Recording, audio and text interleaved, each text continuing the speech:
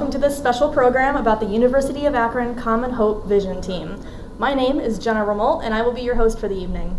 Between January 7th and January 14th, 14 students and one faculty member from the University of Akron traveled to Guatemala to do community service work.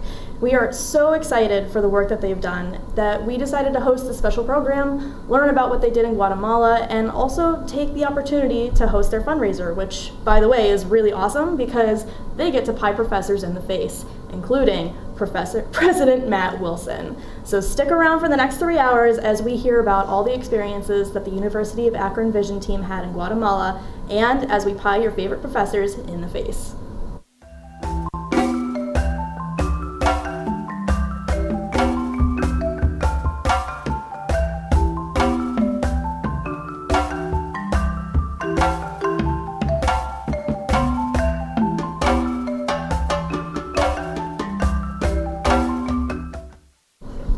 Well, welcome back, everybody. We are going to invite John to the stage. Hello, John. Hello. How are you doing today? I'm well, thanks. How are you? Doing good. Thank you very much. So tell me a little bit about why you got involved in this trip to Guatemala. So I was really interested in a lot of the human rights violations that are taking place in Guatemala. Not because I'm in favor of that, but because I wanted to learn more about it and apply that to my studies at the University of Akron. Okay. And what did you kind of expect going into the experience? Honestly, I had expected rougher living conditions in Guatemala when we were there. I think we were in more of a touristy section, so the infrastructure was a little bit better than, say, like more common people would have lived in. Mm-hmm. And I would have liked to probably have seen more of that, but we were overall exposed to a much different society with a lot lower living conditions, and that was pretty eye-opening. Okay, and what was your favorite part of the trip? Well, we did a lot of construction work, and that's not something I've really done in the States, so that was something that was pretty excellent. And also I made a lot of friends when we were there, so that was great too. Did anybody help you through the construction work? What did you Oh yeah, do? It wasn't just me. It was the whole group. We built a house for a family. Wow. And most of the houses in Guatemala, or at least for the people that we were aiding, don't have cement floors. They just have dirt floors, and in the wet season that's just like a mud pit in their house. So one of the big things was that we had a dry house. We laid out the concrete, put the made the floors, and then put the floors up and made a ceiling. That's or a roof. Really impressive. Cool. Yeah, it was really cool. That's awesome. So what can you say you learned from this experience? Well, I learned like basic construction things, I guess. Also, we did a lot of social work visits. So I'm a Spanish minor. Oh, really? So I was able to use a lot of my Spanish skills and really put them in context, which was both exhilarating and exhausting. Yeah, I can so imagine. That was pretty cool. Yeah. Did you ever make a big mistake? Yeah, a lot. Yeah. A lot. Okay. Well, what did they teach you there? Well, okay, so when we did the social work visits, I guess, we went into other people's homes, like people that live in Guatemala, obviously. And I think that was the most eye-opening event because we weren't just talking about where people live. We were like going into their houses, talking to them about like what they're struggling with too. So the organization is called Common Hope, and it works specifically with community development, especially through education. So we talked a lot about the educations of students and the way students fall back in education and then end up just not even taking those opportunities because they feel like they're too far behind or that they have to go work and that education isn't a possibility for them. Especially after 6th grade, very many students don't continue with education. So when we went into the houses for the social work visits, I remember specifically going to one house and this girl was like, I think she was probably like 18 or 19, and she was just starting the equivalent of 6th grade, and she was crying to her social worker about how like the younger kids would make fun of her because she was older, like obviously physically older than them. And I mean, that's like, I never even think of that as being a possibility here, and I would imagine that would be very difficult for her. Yeah, a lot of us don't even have to consider that the way we're growing up. So that must have been really eye-opening for all of you. It was, and like the alternative is that they work in like plantations for coffee or cotton, where the working conditions are very poor. They're almost treated as slaves. There is no like minimum wage like we have here. Really? A lot of the like the welfare programs that we have in the United States that kind of mask poverty, we talk about this a lot in the program, don't exist, and like falling through the cracks is very obvious. So the organization really tries to keep them in school so they can obtain better, more high-paying jobs and kind of break that cycle of poverty in the specific communities that they're operating in. Well, I think that is really commendable. Yeah. Well, I mean, the organization set all of this up. We were just kind of making it happen for a week. And that's amazing to me. That's really impressive that you guys managed to do such impactful work while you were there, even just for 1 week. Do you guys have plans for the future set up yet, or are you just focusing on the right now? Well, we would like joke around that we'd see each other again in Guatemala, but honestly, that probably won't happen. I know some students chose to sponsor other students at that organization, and so the way that works is I think it's $60 a month to sponsor one student on your own, but you can partner with other students like in the US or at the university to pay a smaller amount as long as you get that 60 a month, and that provides for the student's education, and it also supplements their income. So that money goes to the family through resources, so that those students don't have to work per se. They can pursue their education. Wow. Okay, that sounds great. That's pretty cool. Well, thank you very much for talking to me, John. It was really interesting hearing about your experiences over there. Yeah, thank you. So right after we come back, after these few short messages, we are going to pie our first professor.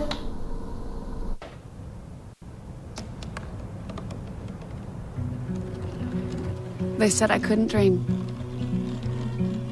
Called me a piece of trash and swore that's all I'd ever be.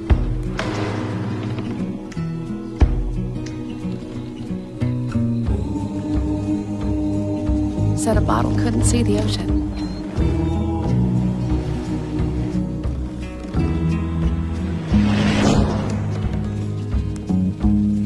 Give up. Go back to the dumpster. But I didn't listen. I made my way.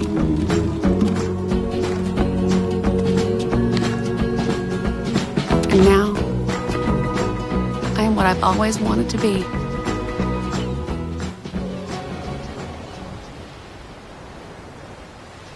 There's one thing you can never have sex without. It's not something you buy. Or something you take. In fact, there's only one way to get it. It has to be given to you, freely. It's consent.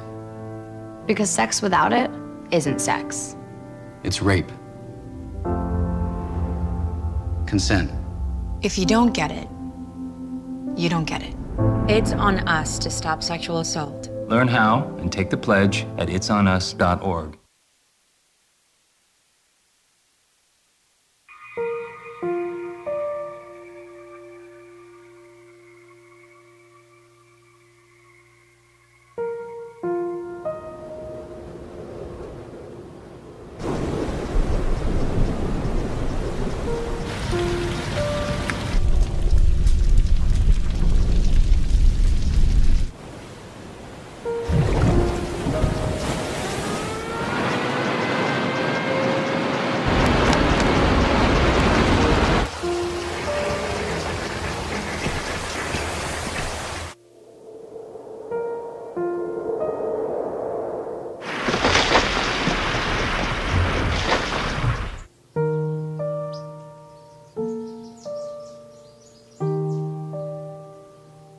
Don't wait.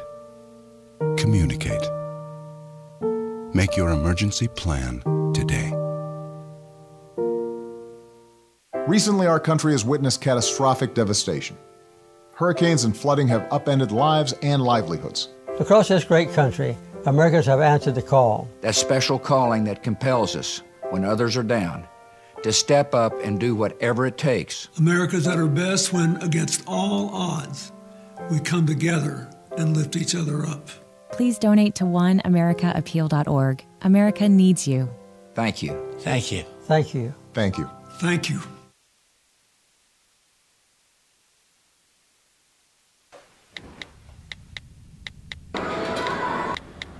Birthday. I need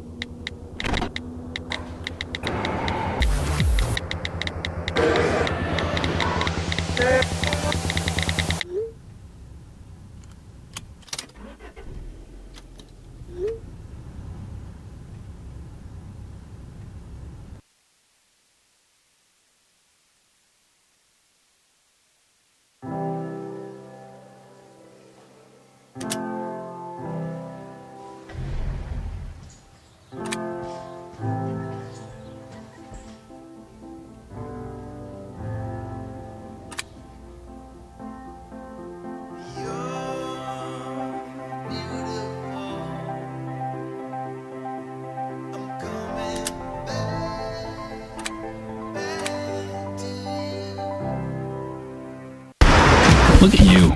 You're at the top of your game. You're unstoppable. Nothing can throw you off track. Wait, is that your car? Uh-oh. Yeah, I saw that coming. That will throw you off track. You're looking at around 10 grand in fines, legal fees, and increased insurance rates. Let's try this again. Smart move.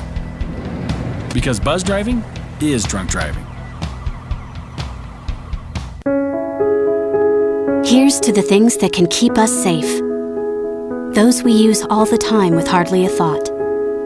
Those that are silently standing by to save our lives. And now, those that we carry with us everywhere we go. Many mobile devices will now bring you wireless emergency alerts, real-time information directly from local sources you know and trust. With the unique sound and vibration, you'll be in the know, wherever you are.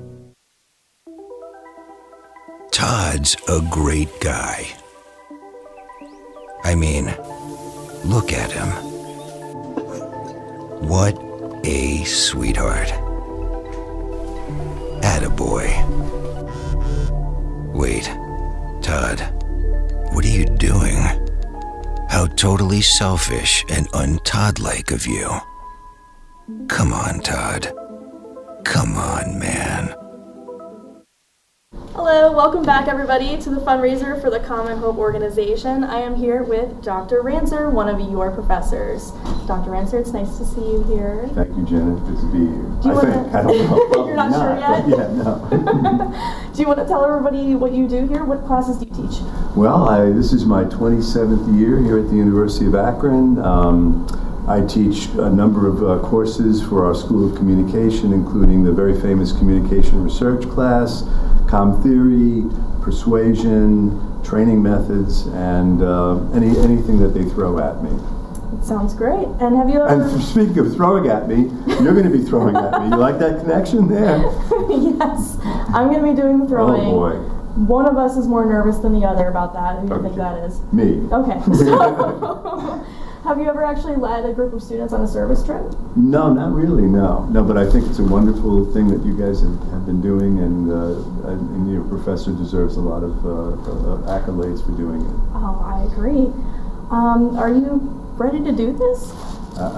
Hey, I'm a senior citizen. Please be gentle. I will. Make it painless. Make it quick, okay? I promise. All right.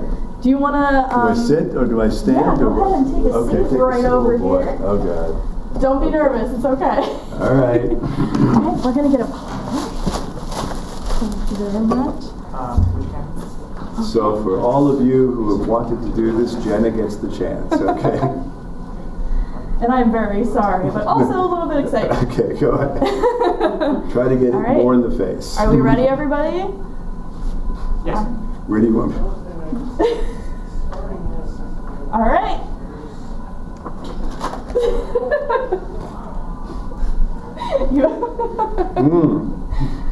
Excellent. It's a good thing I don't have to teach tonight.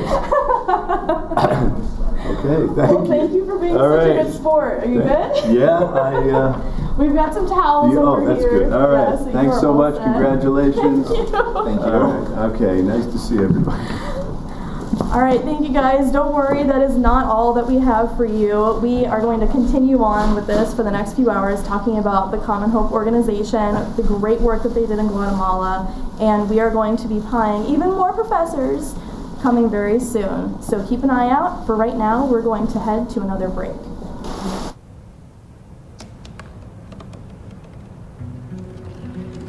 They said I couldn't dream. Called me a piece of trash and swore that's all I'd ever be.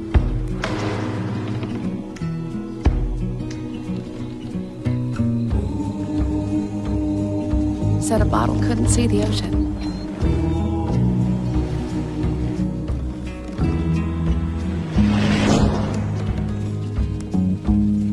Give up. Go back to the dumpster. But I didn't listen. I made my way.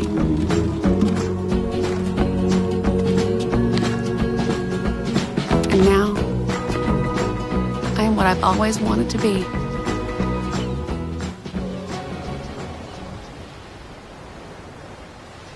There's one thing you can never have sex without. It's not something you buy. Or something you take. In fact, there's only one way to get it. It has to be given to you, freely. It's consent. Because sex without it isn't sex. It's rape. Consent. If you don't get it, you don't get it. It's on us to stop sexual assault. Learn how and take the pledge at itsonus.org.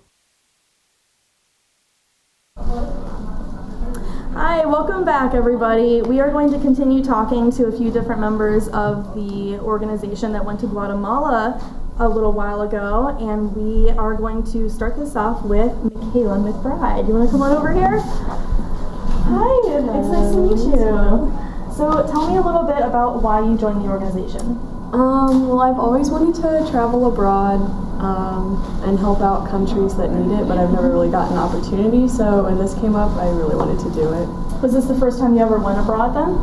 I went to Niagara Falls on the Canada side, but that was it. So that counts. Pretty much was. I did that, it counts. Yeah. Okay, what can you say you actually learned from this whole experience? I think I've learned that definitely a lot of my problems are not as big as I make them, and that I just need to appreciate the smaller things in life. Shows you a little bit of perspective. Yeah. I can see that. So what were you doing day to day? Well, I did a lot of construction, and then I also got the chance to work in a daycare there. Really? So that was really interesting. And then we just did like other little things to help out the organization, like painting and stuff like that. How many kids were you working with at the daycare? Probably about 8 to 10. And yeah, there was this one little girl that I really bonded with. Her name was Santa. She was really cute.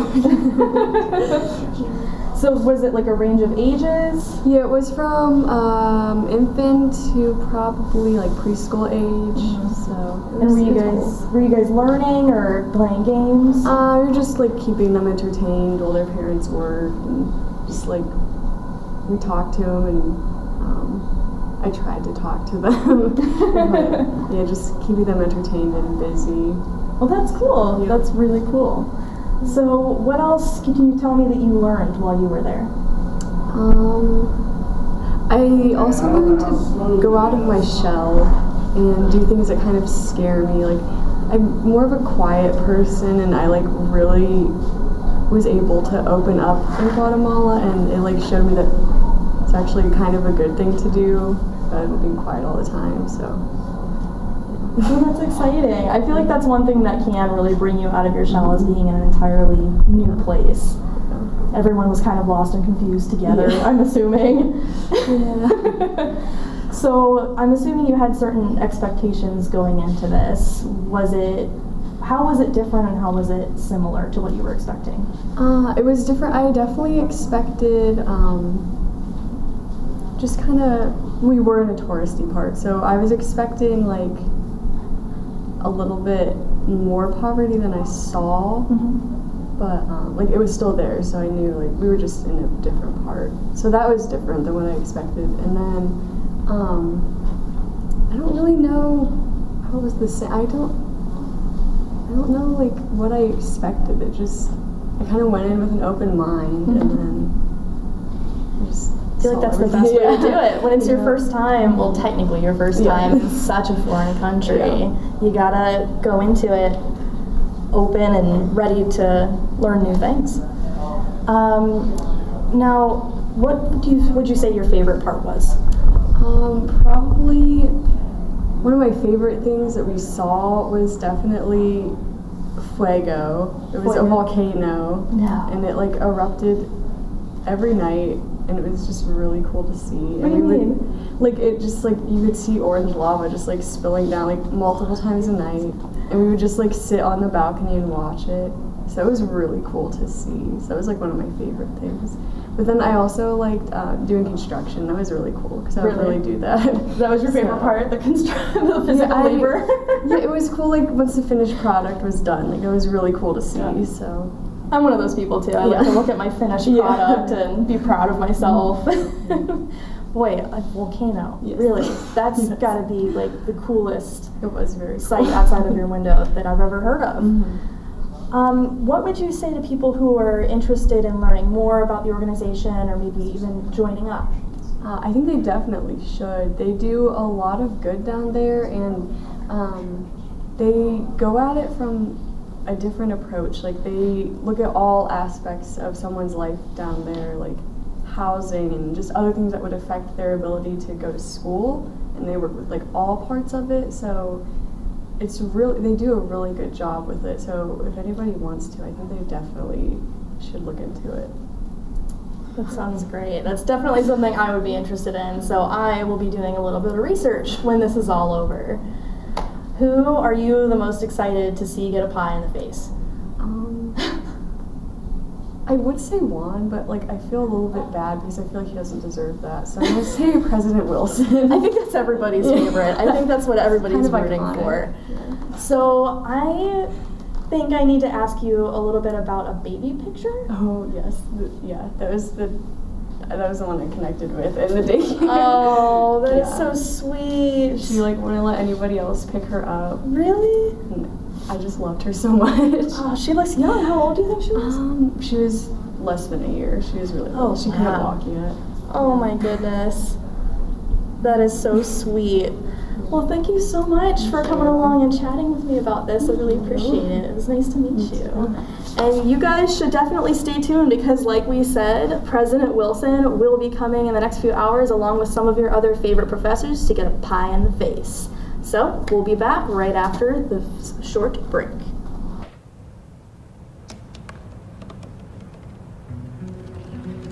They said I couldn't dream.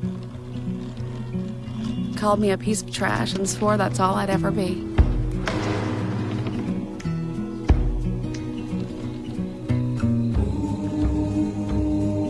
Said a bottle couldn't see the ocean.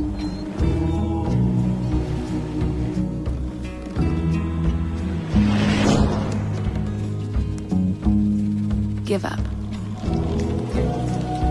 Go back to the dumpster. But I didn't listen. I made my way.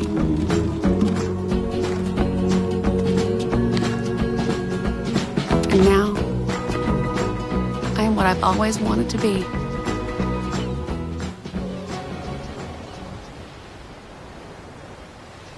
There's one thing you can never have sex without. It's not something you buy. Or something you take. In fact, there's only one way to get it. It has to be given to you, freely. It's consent. Because sex without it isn't sex. It's rape. Consent. If you don't get it, you don't get it. It's on us to stop sexual assault. Learn how and take the pledge at itsonus.org.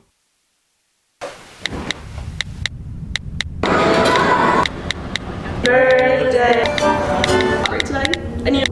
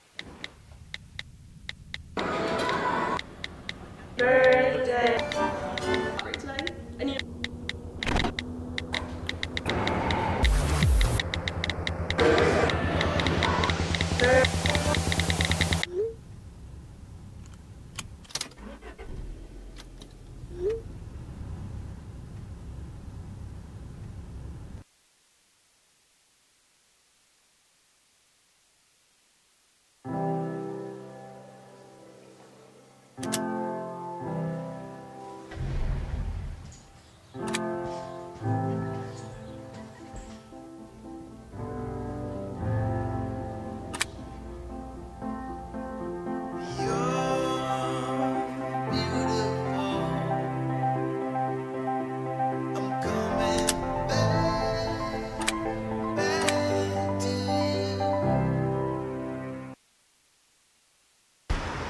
at you. You're at the top of your game. You're unstoppable. Nothing can throw you off track. Wait, is that your car? Uh-oh. Yeah, I saw that coming. That will throw you off track. You're looking at around 10 grand in fines, legal fees, and increased insurance rates. Let's try this again. Smart move.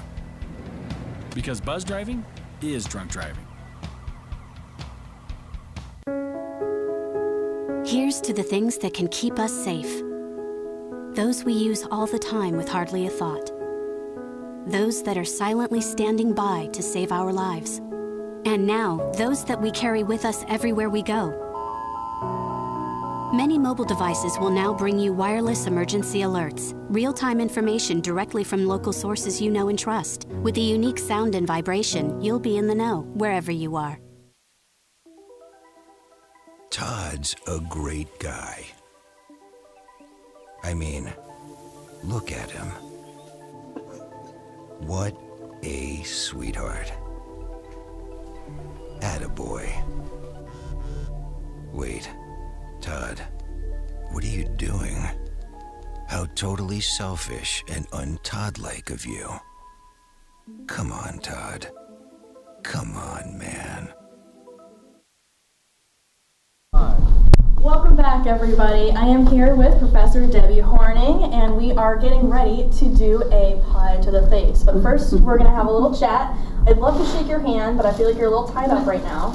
Sorry. Tell everybody a little bit about what you teach. I teach in the nursing school. I teach the Nursing of the Childbearing Family course. It's a requirement at the junior level, and I take students to the hospital so that they can see births and help women deliver their babies, and then they get to take care of the new babies as well. So wow, so they get the definition of hands-on experience. Absolutely. That's exciting. So how long have you been with the university? I think I've been at the university for about 5 years. Wow, okay, this is great. So what do you think of the learning opportunities that the New Hope organization gives the students when they go to places like Guatemala? I think it's a really great learning opportunity to travel abroad, especially to see what other cultures live like. We take a lot for granted in the United States. I would definitely have to agree with that. Have you ever led a group of students on a service trip, or have you ever considered it? No, I can't say that I've ever led anybody. At some point I might do some kind of mission work, but right now I'm pretty tied up with what I'm doing. So I can see that. Literally. Where would you want to go if you had the choice? Probably somewhere warm. Somewhere warm? Yeah, I would have to agree with that. I am not going to keep you guys on the hook for much longer, so let's invite John back to the stage. Hello, John. Hello, how are you? I'm good. How are you? I'm sure you're excited right now. I'm really excited. All right, is everybody ready? Let's hand it over to John. Ready? We're going. Whoa. There we go. John. Oh, okay. Got it. You're losing it. Here's a towel. Thank you, John. Thank you. Any shout outs you want to give while you're having a chance? I want to shout out to Tiffany Colston, who was the student in the honors program that nominated me. I wish she was here. Well, thank you so much for participating in this. You're welcome. And I'm going to let you go clean yourself up. Okay. I'm not going to hold you here any longer. Thank you very much. But good luck with your fundraiser. Oh, thank you so much. But guess what, everybody? It's not over yet. Coming up, we're going to have a double whammy. 2 professors, 2 pies after the coming break. So you are not going to want to miss this. We'll see you in a few minutes. Oh, hey, you must be here for the tour. Our manager is not here right now, but I can go ahead and start you off. My name's Ashley and I'm our promotions director. So in this first room over here, we have our director's room where we kind of all hang out and kind of decide what goes into our next show. So in here we have our sports report producer, Daniel Cermak. Hey guys, I'm Daniel Cermak. I'm the producer of Sports Report, which is where we do everything Akron athletics. We interview athletes, do game highlights, all that sort of stuff. Here you can see ZTV has been teaching students about media production for over 10 years. Now we're going into the NFA where students learn all about, Avid, Premiere, Photoshop, and After Effects. What's up, Daniel? We're Lowdown. We seek out and interview local bands and artists in Akron to get the latest input on the best music. Have you seen our kitchen? ZTV offers a full-size kitchen for its students to prepare snacks during long filming sessions. In here, it sees that 300 Seconds of Science, our new miniseries, is conducting some experiments for our upcoming show. Scene 23, take one marker. That's right, we cover all kinds of cool things going on in the universe, from things bigger than our world to the fine details of nanotechnology. Stay curious. Oh hey, you wanna come follow me? I can finish up the rest of the tour with you. Through this hallway, we have our lounge area. A lot of members can just kind of hang out. We have TVs for everyone to enjoy, just kind of like a meeting area for everyone. And then in a corner over here to the right, we have our awards cabinet. So we have 22 Emmy nominations and we've won 4. So that's exciting for ZTV. If you want to come out here, I can show you the ZTV studio. Oh, look, here's our goofing off crew. They're probably playing some games right now. Our producer's Jerk. Hey, yeah, we cover everything geek culture from video game reviews to anime and movie reviews. Come goof up with us. So I actually don't have my zip card with me right now, but if you want to go ahead and hop in our elevator here, take it to the first floor, I'll meet you down there.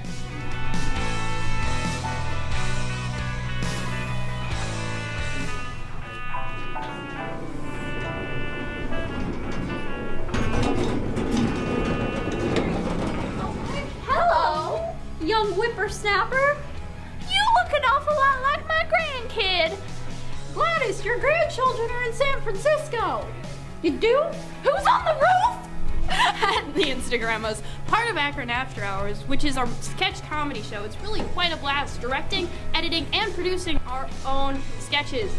And you know who that is back there? That is Jay Jackman, one of the hundreds of alumni. Hey, how are you doing? Hey, how are you? Oh my gosh, so good to be back. I'll tell you what, the first thing that I was asked when I got my new job, I'm actually the head morning news anchor at WMFT, and the first thing they asked was, what was your past experience? ZTV. That's fantastic. All right, we're going into the control room to see LCA as they're just about to start their newest studio session. Come on in. Hey guys, yep, we're getting ready for LCA right now. LCA is everything news, events, entertainment here on the University of Akron campus. And we have segments including Man on the Street and Zip Tips. So right now we're getting the teleprompter and the TriCaster ready for our show. Hey, sorry about that. If you want to come follow me, we can finish out the final part of our tour, our TV studio. So through these doors, we have camera setup, we have a green screen capability option, so that's always cool for our students to be able to work with. And again, I want to thank you all for coming for the tour. It really means a lot for you to see all the students. And this is ZTV. Make media make a difference. This program was produced by ZTV at the University of Akron. To find out how you can make Emmy-winning media, visit the UA School of Communication online. ZTV. Make media. Make a difference.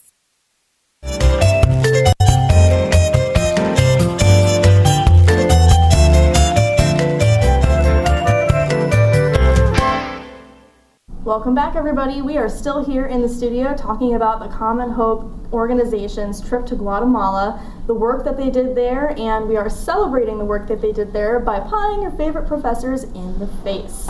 We have a twofer coming up on screen here, so I would like to invite Dr. Sid and Dr. Bean up onto the stage. Would you ladies like to come on up with me? You can both take a seat in the pieing chairs. Careful, I know your hands are not very free. You can hear that sound. It's the sound of the pies being whipped. Are you excited? Oh, they added more. Great. I've been told I'm going to be the most awkward pie recipient. The awkward pie recipient? Yes. Why do you get that award? I think because I didn't exactly want to do this. What? Josie tricked me. She tricked you? How did she trick you? She's persuasive. All right, well, Josie is going to be doing the honors along with John, but before we bring them out, I'd just like to ask you guys a couple questions.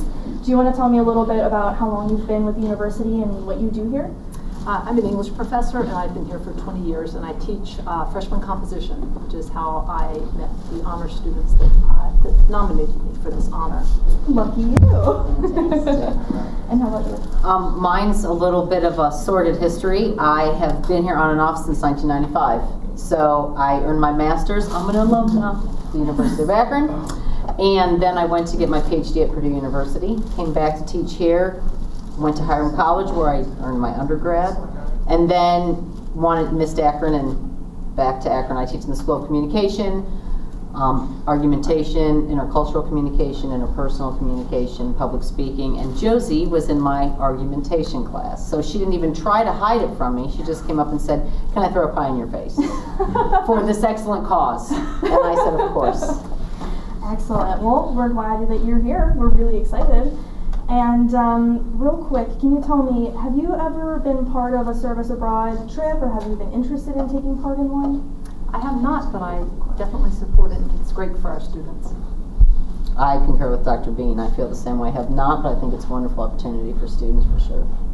I agree, which is why we're really excited that you're here, about to get pied. So without further ado, let's bring out John and Josie. They're going to be doing the honors for us. Oh boy. Let me take a deep breath. You guys ready? Do we need a countdown? Yes. Let's count it down. All right. Right, everybody? 5, 4, 3, 2, 1.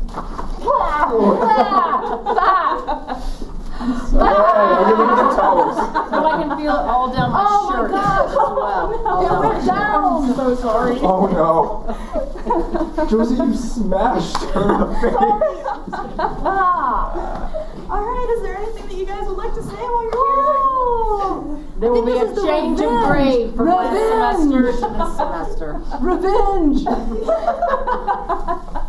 All right, we're going to let these lovely ladies clean up. That was super exciting, but don't worry, guys. After this break, we have even more exciting stuff on the way. Students and pies in professors' faces. Stay tuned.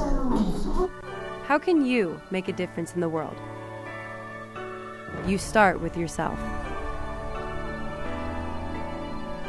It's very hard to change the world if you're not good. So how do you become good? You care about what you do.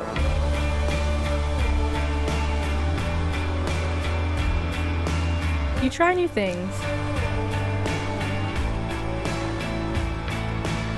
You gain experience in a range of tangible and practical skills.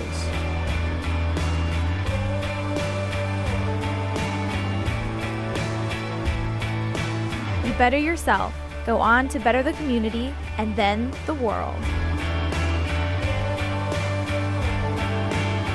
You make media, and you make a real difference.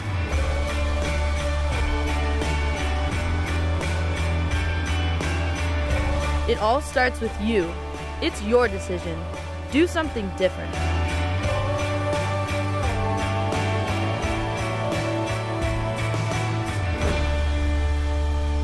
Make media. Make a difference.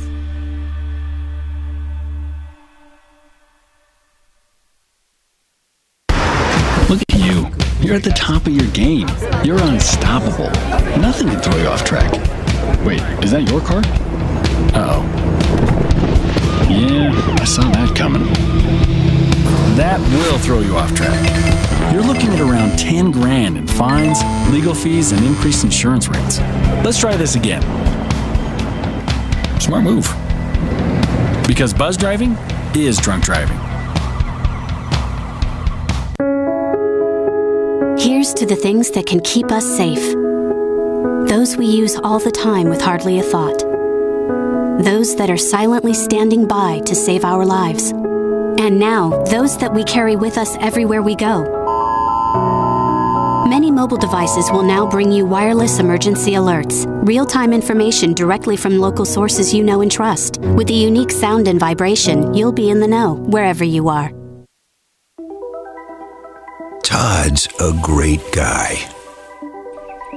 I mean, look at him. What a sweetheart.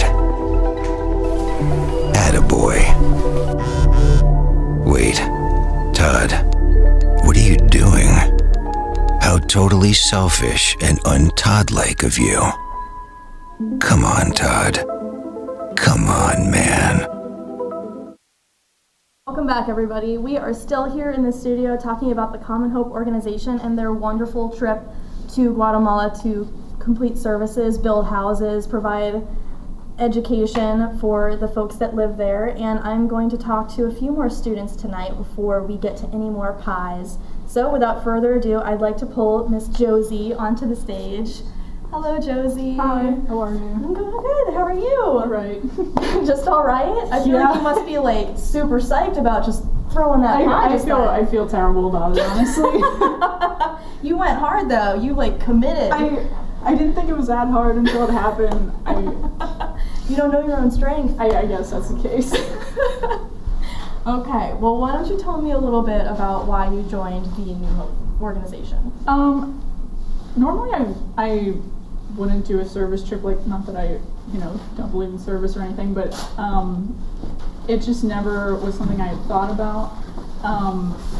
But when I heard about Common Hope, I was like, wow, that's a really good organization. I especially like how the families work for everything that they earn. So really that was the reason I said, you know what, I'm going to go ahead and do this. Okay, that's great. And what was it like prepping for the trip? Well, we had a class over the course of the fall semester with Juan, and we talked about global citizenship and all the good we'd be doing on the trip. And yeah, I think that really did a lot to prepare me and get me excited to go. Have you ever been abroad before that time? No, that was my first time out of the country. So. Wow. Okay. So what were you expecting? I tried really hard not to have any kind of expectations because I, didn't want to be surprised in any way, I guess.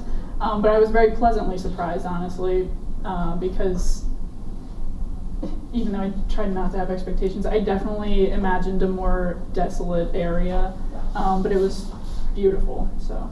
Oh, that's amazing. So what was your favorite part of working while you were there? I really enjoyed putting the house together. It was definitely really rewarding, especially when we presented it to the family. Oh yeah? Yeah. Was it like a crazy reaction? They were very thankful. Really everyone that we came in contact with was just so thankful that we were there and thankful for Common Hope. So that's got to be a good feeling. Oh yeah, definitely. So was that one of your favorite parts as well, just getting to know the people that were there? Yeah, interacting with people who live there and people with the Common Hope organization. I really enjoyed that a whole lot. I think it really enriched the experience for me. So would you do a trip like this again? Oh, definitely. Definitely, if I was given the chance, yes. Would you want to go back to Guatemala? Would you pick somewhere else? I wouldn't be opposed to returning to Guatemala, but I'd go anywhere. That sounds a lot like me, actually. I'd like to ask you a little bit about Fuego. Oh, okay. Sorry. No, go ahead. Tell your story. So we would actually, after a hard day's work, we would actually sit and watch Fuego for hours at night, so you could see it from where we were staying. Mm-hmm. And we'd be sitting there talking, and all of a sudden there'd be kind of there's a nice picture. There'd be, you'd see it start glowing orange, almost like just the end of a cigarette would get real bright, and it's very exciting for us every time it happened. That's beautiful. Yeah, it definitely was. Oh man, wouldn't you love to have that outside your window? Yeah, yeah, definitely. That's stunning, and I'm assuming that's during the day. Yeah, I don't know that there are great pictures of it during the night because it's pretty much just glowing in the dark. It's just a little orange blob. Well, that's gorgeous. So tell me a little bit about where you were staying. Like, you could see that. That must have been incredible. Yeah, so we were, I think, right outside of Antigua, in the Common Hope's compound. It was pretty nice, for Guatemalan standards. It was all open to let all the air in because, the climate in Guatemala was pretty mild. So, yeah, it was very nice where we stayed. That's great. One final question, I guess, is what do you think you took home from all of this? What's the biggest thing that you learned? For me, I definitely had a priority change, I guess. I used to be very on time, and now I'm paying more attention to relationships, which is something that is huge in the Guatemalan culture. And I really appreciated when we were there, and I wanted to bring that home with me. Those are some great group photos. Oh yeah, definitely. Oh, who were they? That was great. We played soccer with some kids at San Miguel. They went to school there, and during their break in the afternoon, we played soccer with them. Oh, that's so fun. Yeah. Was that just one day? Yes. Yeah. Oh man, must have been so great for those kids. Oh yeah, they loved it. It must be really nice to have these pictures too that you can take home to your friends and family. Oh yeah, Look definitely. what I did. Definitely, yeah. Well, that's really exciting. Thank you so much for coming over here and telling us all about your experience. It's really great. Thanks for having me. Yeah, no problem. I want to know, who are you looking forward to seeing get pie in the face? Well, I was really excited about Dr. Bean and Dr. Sid. Clearly. I'm excited for all of them. I'm sure President Wilson will take it very well, so. He will do it with grace, I'm sure. All right, well, thank you very much for coming and chatting with me. I appreciate it. It was nice to meet you. You too. Okay, guys, do not go anywhere. We're going to talk to some more students about their incredible experience in Guatemala, and of course, we will be pieing a professor in the face. We'll see you soon.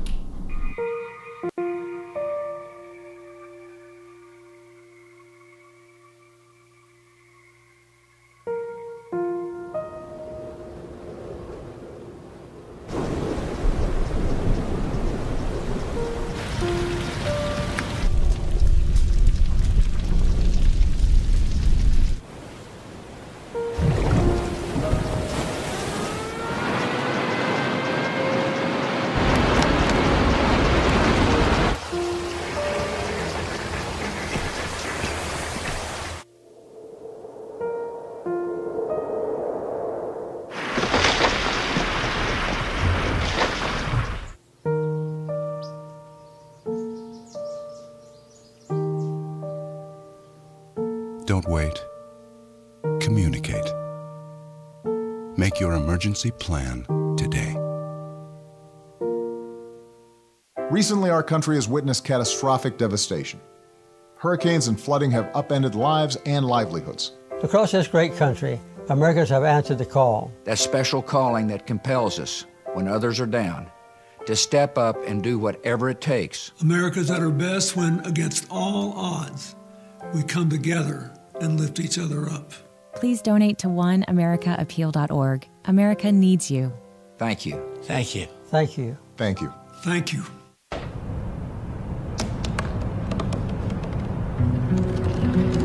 They said I couldn't dream.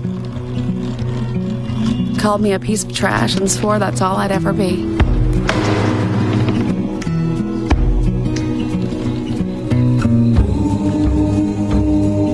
Said a bottle couldn't see the ocean.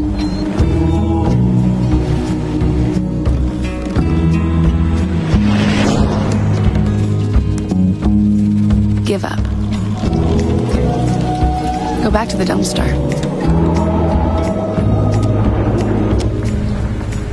But I didn't listen. I made my way.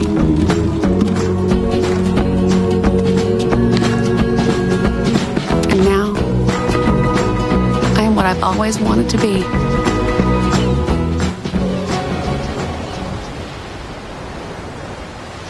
There's one thing you can never have sex without. It's not something you buy. Or something you take. In fact, there's only one way to get it. It has to be given to you, freely. It's consent. Because sex without it isn't sex. It's rape. Consent. If you don't get it, you don't get it. It's on us to stop sexual assault. Learn how and take the pledge at itsonus.org.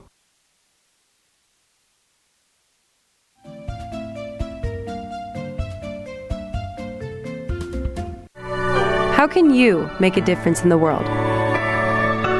You start with yourself. It's very hard to change the world if you're not good. So how do you become good? You care about what you do.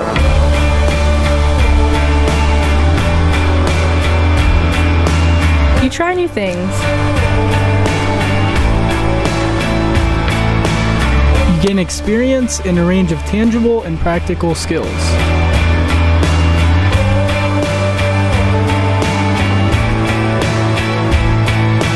You better yourself, go on to better the community, and then the world. You make media, and you make a real difference.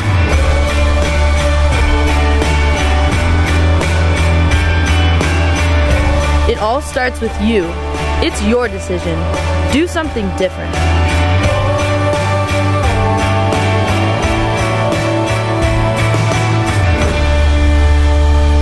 Make media. Make a difference.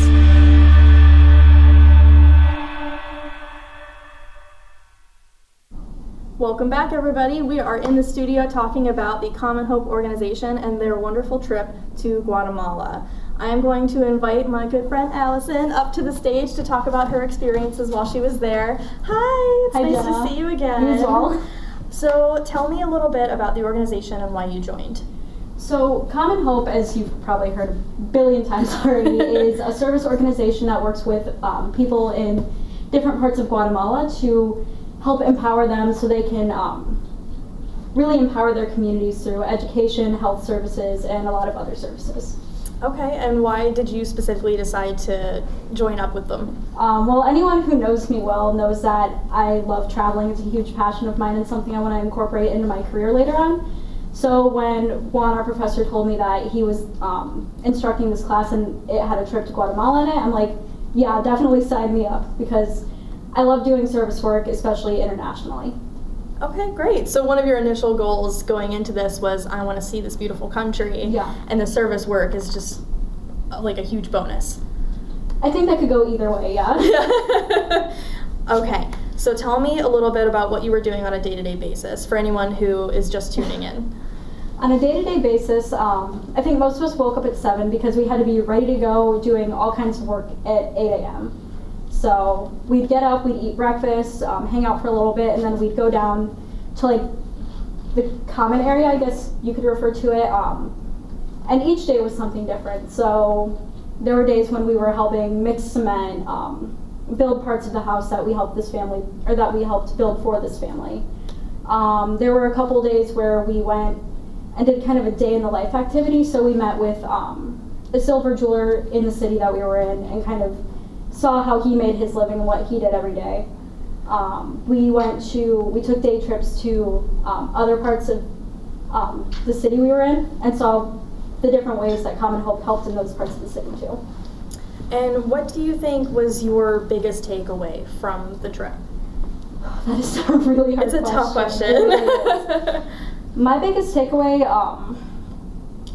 probably just having that reminder that, you know, life doesn't just have to be college, work, school, that kind of thing. There's a lot more to it, like Josie said earlier. There's a lot more important things like our relationships with each other and family and things like that. And we're seeing some pictures up now of the construction site. That looks like some tough work that you guys were doing. Were these long hours? They felt long. And I will say, before this trip, I honestly did not do any sort of manual labor whatsoever. So laying the cement floor and mixing the cement was just awful, awful work. It was rewarding in the end. Of course. Absolutely rewarding. But during it, I'm like, I don't know if I can lift my arms anymore. So it was a service trip and a workout. Yeah. Excellent. Exactly. I was sore every day. Okay, so you were doing the construction, you did day in the life activities. I'm assuming you hung out with some of the kids as well. Is there anybody that you formed a particular bond with, or you got to know a little bit better? I think I got to know everybody on the trip a lot better. I was the only senior in this group of freshmen going to Guatemala, so I felt like kind of an outsider starting out, but I think by the end of the trip we all became really, really close, and I appreciate that so much.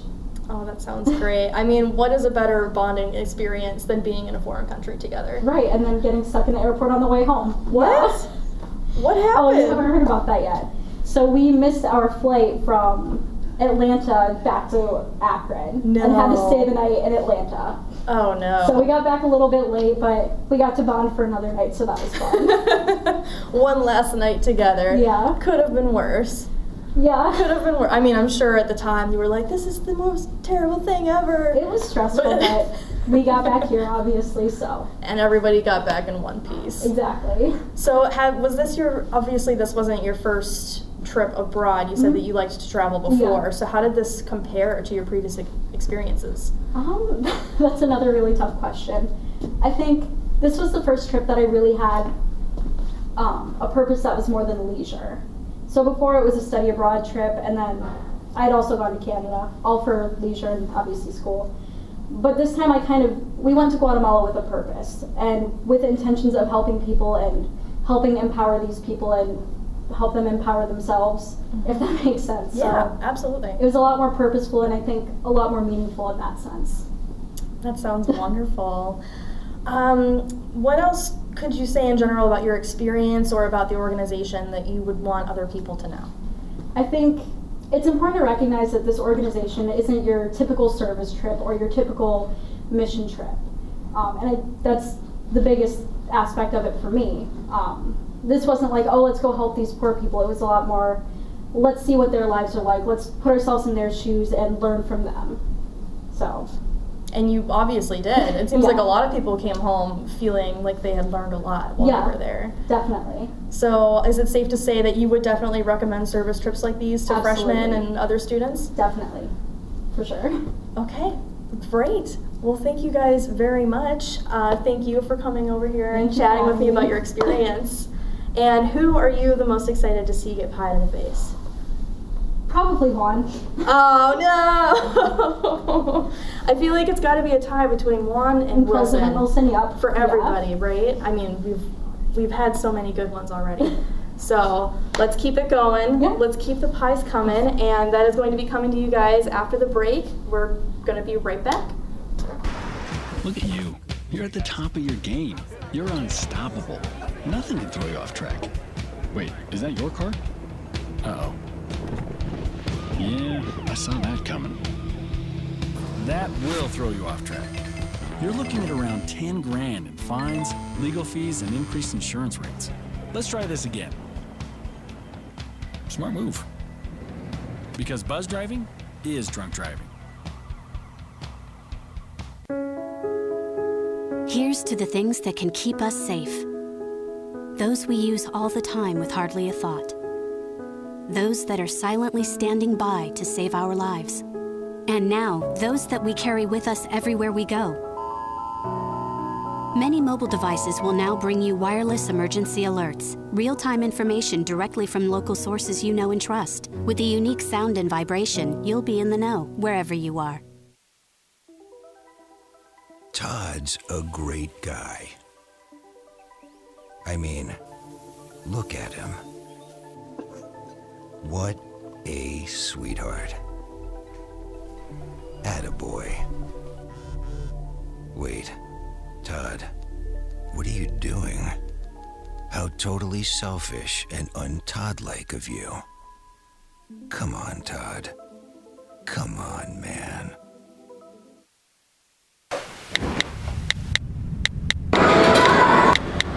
Birthday. Right tonight? I need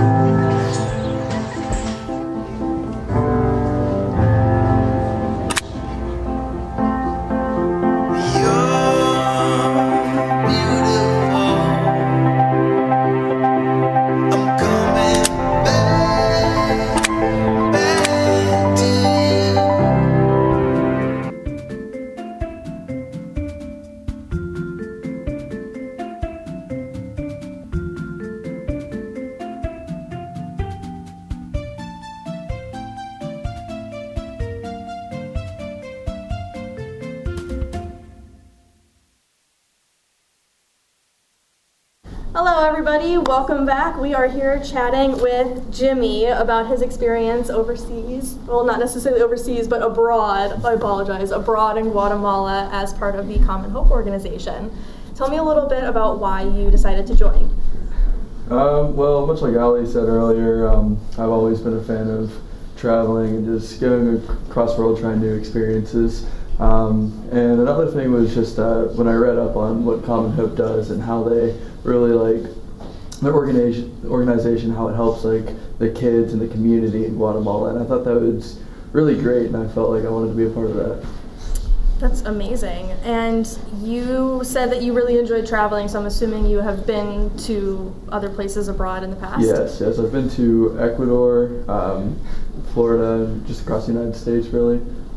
Okay, well that's super exciting, and I'm assuming Guatemala is the most different thing that you've experienced so far.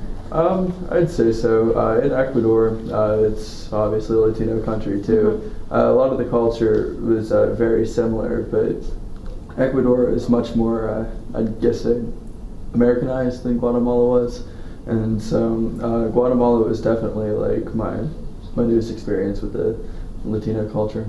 And how was it different from what you thought it would be when you first went into it? Did it meet your expectations? You know, I really didn't know what to expect whenever I was going to Guatemala, but I kind of just went in there with a clean slate, fresh palette, and thought whatever will be, and it really just blew me away. It blew you away? Mm-hmm. What was so impactful about the experience?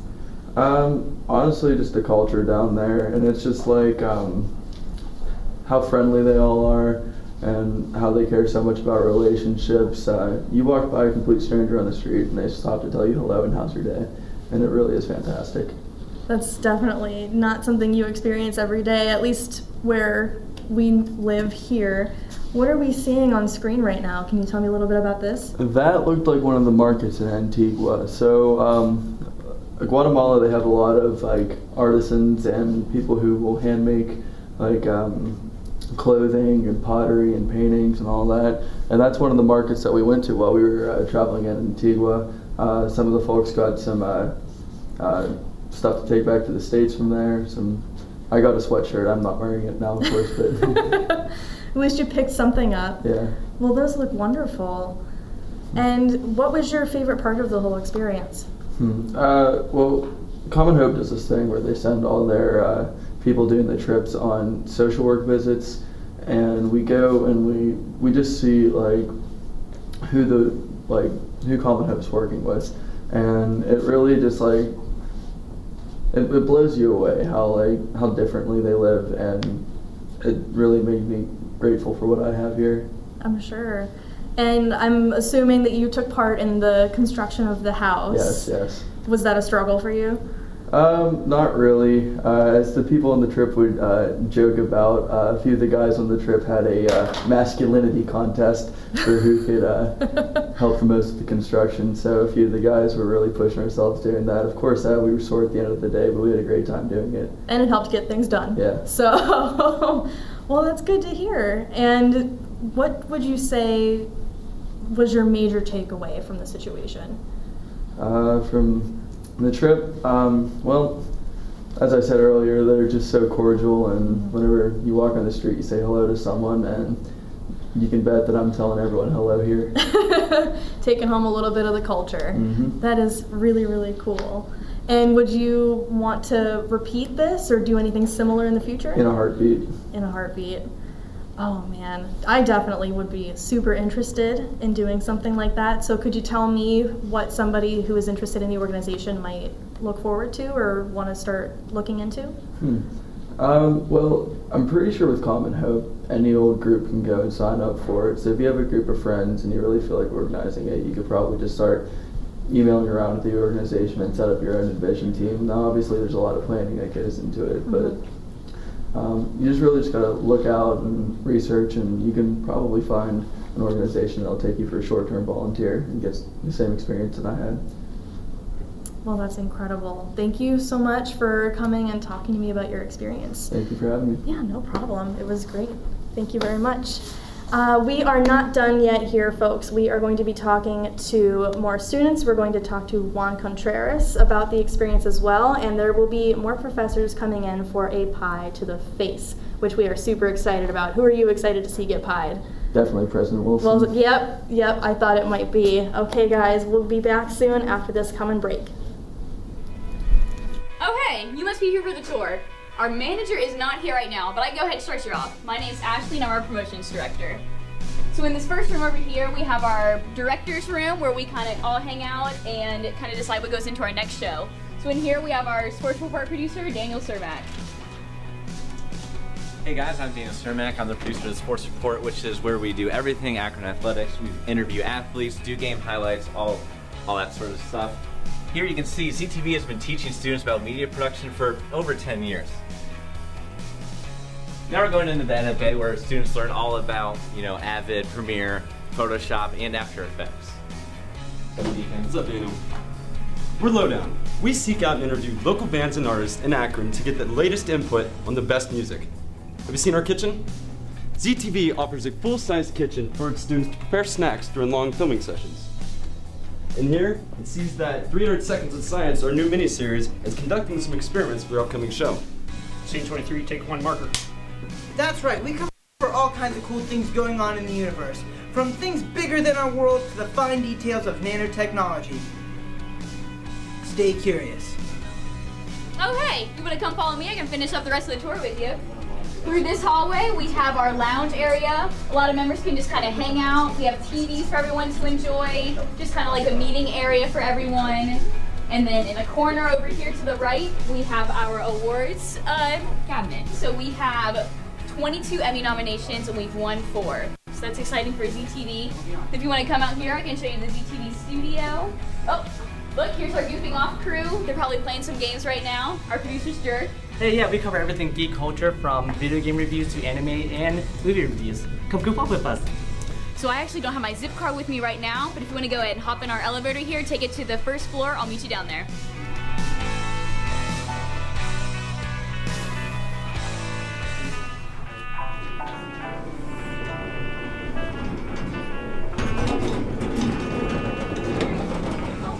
Hello, young whippersnapper.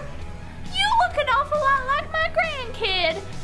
Gladys, your grandchildren are in San Francisco. You do? Who's on the roof? The Instagrammos, part of Akron After Hours, which is our sketch comedy show. It's really quite a blast, directing, editing, and producing our own sketches. And you know who that is back there? That is Jay Jackman, one of the hundreds of alumni. Hey, how are you doing? Hey, how are you? Oh my gosh, so good to be back. Yeah. I'll tell you what, the first thing that I was asked when I got my new job, I'm actually the head morning news anchor at WMFT, and the first thing they asked was, what was your past experience? ZTV. That's fantastic. All right, we're going into the control room to see LCA as they're just about to start their newest studio session. Come on in. Hey guys, yep, we're getting ready for LCA right now. LCA is everything news, events, entertainment here on the University of Akron campus. And we have segments including Man on the Street and Zip Tips. So right now we're getting the teleprompter and the TriCaster ready for our show. Hey, sorry about that. If you want to come follow me, we can finish out the final part of our tour, our TV studio. So through these doors, we have camera set up, we have a green screen capability option, so that's always cool for our students to be able to work with. And again, I want to thank you all for coming for the tour. It really means a lot for you to see all the students, and this is ZTV. Make media, make a difference. This program was produced by ZTV at the University of Akron. To find out how you can make Emmy-winning media, visit the UA School of Communication online. ZTV. Make media. Make a difference.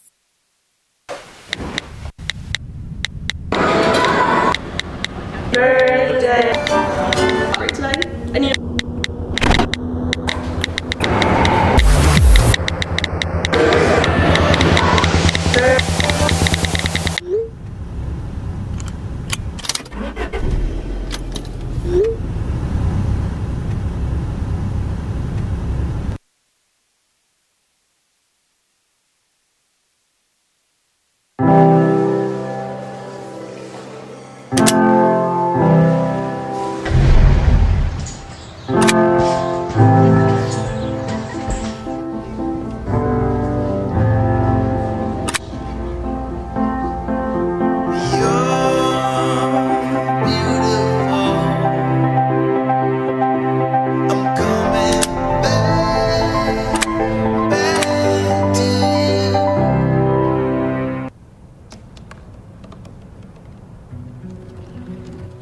said I couldn't dream.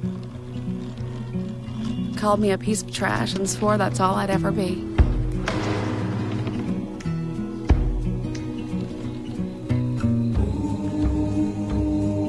Said a bottle couldn't see the ocean.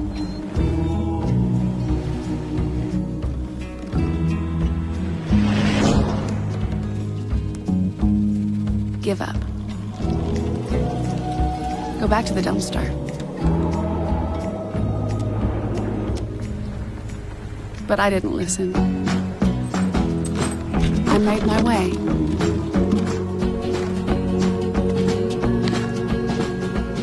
And now, I am what I've always wanted to be.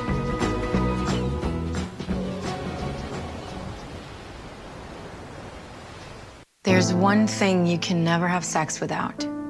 It's not something you buy. Or something you take. In fact, there's only one way to get it. It has to be given to you, freely. It's consent. Because sex without it isn't sex. It's rape. Consent. If you don't get it, you don't get it. It's on us to stop sexual assault. Learn how and take the pledge at itsonus.org.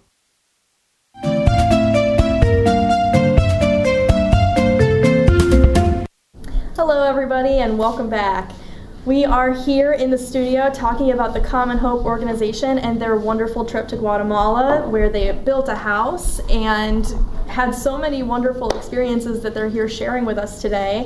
We have had talks with several students and we have pied a few professors in the face. And we're going to continue that trend now with one of your favorite advisors. Let's bring on McKenna. Hello dear, how are you? Oh good, I'm all dressed up for this. Yes, I can tell. You really jazzed it up for us today. Yeah. It's chic. I just Tell like me, a what belt. are you wearing? Oh, a belt would be perfect. Yeah. So tell me a little bit about what you do here at the university. Sure. So I'm a full-time faculty member. I teach in the public relations area. So I have a lot of upperclassmen that take public relations cases. Shout out to anyone who has it online with me this semester. I also teach public relations strategic campaigns, which is a class where we teach a variety of public relations principles, but most importantly, we actually work with real-world clients. So we're also similarly invested in doing good in the community. We focus on the Akron community. So I'm excited. This semester we're working with Akron Inner City Soccer, which is a nonprofit that tries to provide affordable soccer camps to inner city kids, which is really exciting. And then I also teach multi-platform production. So for all of my comm majors, you sometimes have me for that, and that's a little bit more applicable. But I also do advising, as you mentioned. I'm the School of Communication advisor, so I help students make their class schedules, register, do all of the things they freak out about, make sure you guys can graduate on time. We love doing all of those things too. Processing course substitutions, it's a fun world. It's the dream. It is, it really is. And surprisingly, we're only in week 2 and students are already sending me panicked emails about graduation, which is 15 weeks away, but I totally get it. You guys want to get out of here, you want to be away from us, I guess. We're like, don't go, stay forever. Don't leave us. Take summer classes with us. And they say no. Yeah, exactly. Not a chance. No, exactly. No summer classes. Well, it sounds like the work that you guys do is really great, so thank you. It's really fun, and I enjoy my students, and I'm excited to be a part of this because it's another thing to do with our students and to contribute to. Additionally, I actually taught an unclass with the Excel Center last year, which is sort of the same framework that Juan used to take his class to Guatemala. So working with the Excel Center is an awesome part of what this university offers because it allows our students to do things that you can't do in a traditional classroom setting. And that experiential learning, I think, and probably you've seen through the interviews with students, is something that's going to differentiate their experience here at the University of Akron outside of just the regular classes you take. And it's a really special thing for students to be able to do and to find out who they are outside of typical coursework. It sounds like it's definitely something worth looking into for anybody. Yes, take advantage of the Excel Center. It's a wonderful, wonderful resource. I can't say enough about it. Well, I would like to ask you, have you ever been involved in service trips like this, or have you been interested? I have never been involved in a service trip. I actually just got my passport last spring. Really? So I have only been to Canada. I would love to go more places. Actually, our social media manager for the University of Akron, she just got back from Haiti, and she shared a couple of her experiences on social media, so it was really cool to keep up with what she was up to. And then obviously I followed all of the stuff that was going on in Guatemala and everything Juan's been willing to share. So it seems absolutely rewarding.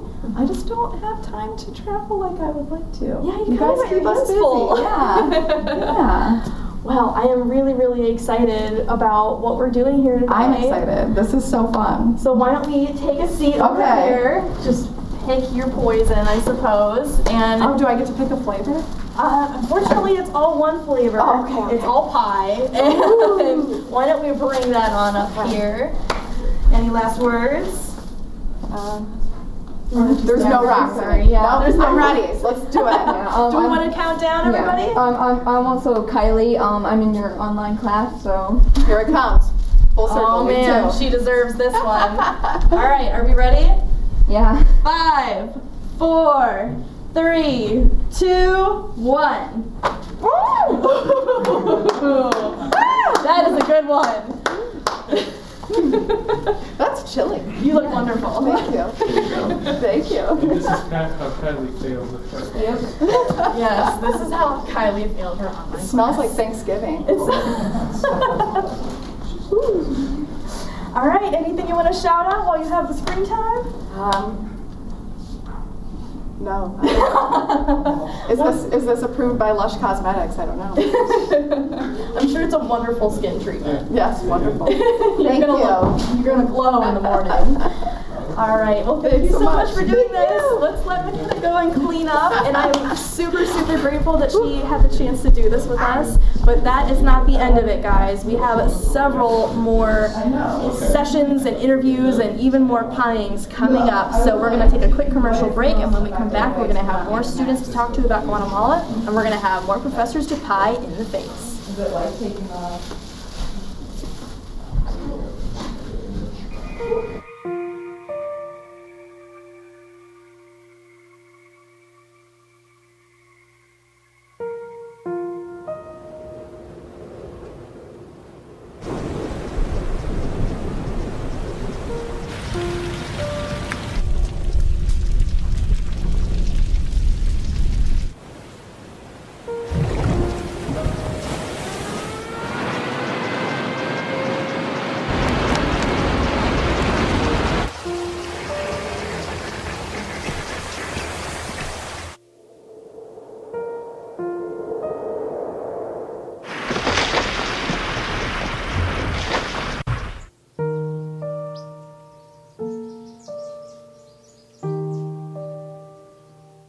Don't wait. Communicate. Make your emergency plan today. Recently, our country has witnessed catastrophic devastation. Hurricanes and flooding have upended lives and livelihoods. Across this great country, Americans have answered the call. That special calling that compels us, when others are down, to step up and do whatever it takes. America's at our best when, against all odds, we come together and lift each other up. Please donate to oneamericaappeal.org. America needs you. Thank you. Thank you. Thank you. Thank you. Thank you. How can you make a difference in the world? You start with yourself. It's very hard to change the world if you're not good. So how do you become good? You care about what you do.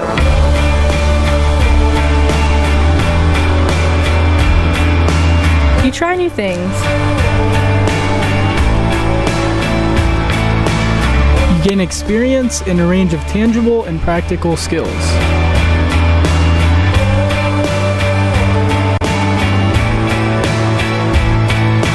You better yourself, go on to better the community, and then the world. You make media, and you make a real difference.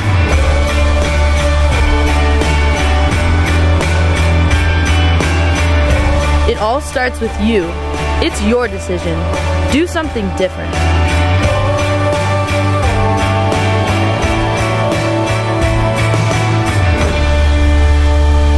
Make media.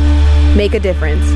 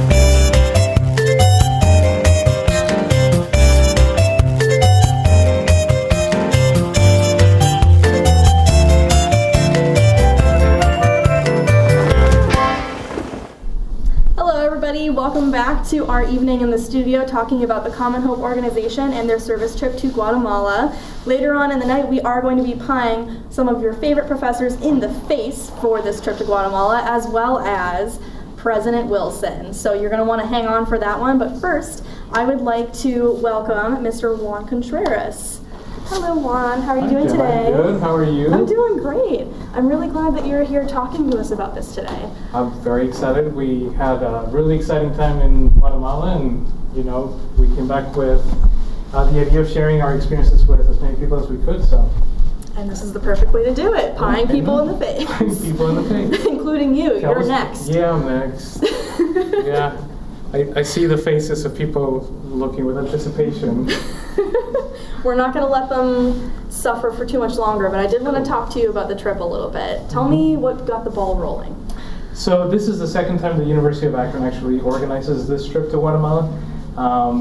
And because of the international experience that I've had professionally and as a volunteer, it was thought that I would be a good fit to lead the next group to Guatemala. So it was taught as a social science colloquium in the Honors College and as an honor class through the EXL Center. And the experience culminated with a trip over winter break to do 1 week of community service in Guatemala through the organization called Common Hope. So they actually sought you out to do this. Mm-hmm. Wow, that must have been exciting. Yeah, I was very excited when I got the call. It was actually about 2 to 3 weeks before the fall semester started, so we had to get the ball rolling quickly. So yeah, not a lot of time to prepare. No, but that's okay. And had 13 students from the Honors College and 1 student taking it through the EXL Center. Wow, and what was your first thought when they offered this to you? Well, I always wanted to take a service trip with students, and I had taken students to Washington, D.C., but with 4 other faculty members joining me. Mm-hmm. So this was a completely different experience because I would be basically making sure that nobody got hurt severely, at least. And but I was really excited with the prospect of doing that because I knew that the experience would change every person going to Guatemala, and it would change me, and maybe at different levels, just because I'm older than they are, and maybe at a different stage, but just that's really basically what I immediately knew that it would be a life-changing experience, which it was, and as an instructor, just it was wonderful. I'm so thankful that the university gave me this opportunity too. And how did this change and impact your life? I've heard a couple of students speak about this earlier. I can talk about it from a professional standpoint, and I can tell you as a professor, it was really humbling to see the students open up their time and their eyes and their minds to what they were seeing in Guatemala, while at the same time take the opportunity of just being college students and have a good time with it. Just to me, it just opens up new perspectives from a teaching standpoint. On a more personal level, understanding what I grew up in Mexico, and Mexico has a lot of problems with poverty, but even then, I don't feel like I really understood what poverty is until I went to Guatemala. And I think it really taught me to think vertically and not horizontally. Like I'm just focusing on the moment and the here and the now instead of worrying about what's ahead. I think the people of Guatemala really taught me to do that. So that was one of the humbling experiences. That you think that you get so involved in your problems, but that you're thinking 3 or 4 steps ahead all the time when you don't really need to, and you stop enjoying the moment. One of my favorite things in the trip was how I started sounding like a broken record, and I would tell everybody, you're walking around Guatemala and you're literally saying good morning to everybody all the time because you're meeting people all the time. So you're just like buenos dias, buenos dias, buenos dias, buenos dias, and it's wonderful. It's just people that live here and the now and not worrying so much. I think they enjoy life a lot more. I think we could stand to take a little bit of that culture home with us, for sure. Yeah. And what would you say was the part that surpassed your expectations? Wow, that is, I honestly, I think the entire trip surpassed my expectations. And I think, I know that a lot of the students are still processing everything, and to me, sometimes the processing would come at night because I would go to bed earlier than they did. And that's when I would go to bed and I start processing. But I think throughout the day, I was just so concerned that they would be safe, that they would be having a good experience, that everything, our relationship with Common Hope was also in good terms. So there were times that I didn't really have the time to process that. But to me, one of the highlight points was to actually, there was a day when we gave the house that we built over a span of 5 days, that we presented it to the family that was going to live there. It was a family of 4, a single mom and her 3 kids.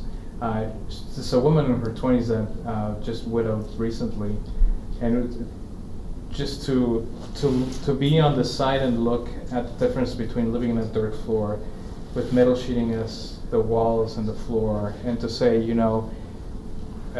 I did this with the help of 13 students who, had smiles on their faces and always a great disposition to just do all this work and handle power tools and all that. So, I think that was one of the highlights for me, just to say, it just doesn't hit you until later that, my goodness, we actually did this for a family. That sounds incredible. So, yeah. So I'm assuming that you would absolutely be willing to do something like this again. Oh, absolutely. Although I've been told that by my group that I'm not allowed to take anybody else to Guatemala because they're claiming me for that. So yeah, I would in a heartbeat. But I also got to bond with the students a lot, and I had a wonderful group of students going with me. So that was also a highlight. I think throughout the semester we would only meet on Mondays, so it just seemed like we didn't have as much time to get to know each other. And then the first couple of days, I think we were still a little quiet and all of that. But then by day 3 or 4, it's just, it's like we've known each other forever. So tell me, what was your favorite, or at least the most fascinating part about the day-to-day, from the marketplace to the construction site to Fuego, for example? I'm not sure if I could pick one. To me, well, I actually will tell you one. That to me, that it was the people of Guatemala, and just how happy and friendly they are. And Mexicans tend to be happy and friendly, and sometimes you feel like that cannot happen anywhere else in the world, and it was just wonderful to see that. So I think that the day-to-day, it was just dealing with the people of Guatemala. And the other volunteers we had, there were volunteers long-term volunteers from the States, from Switzerland, from Canada. So, these are people that are donating their time and their knowledge. Our construction manager, her name is Michelle.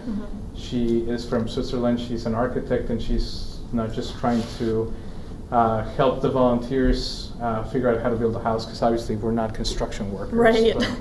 We figured that out. And But also, she was telling us about all these projects that she's trying to develop. They were trying to develop this bunk bed system that can actually lift up against the wall, and then you can pull up other pieces, and it's a desk.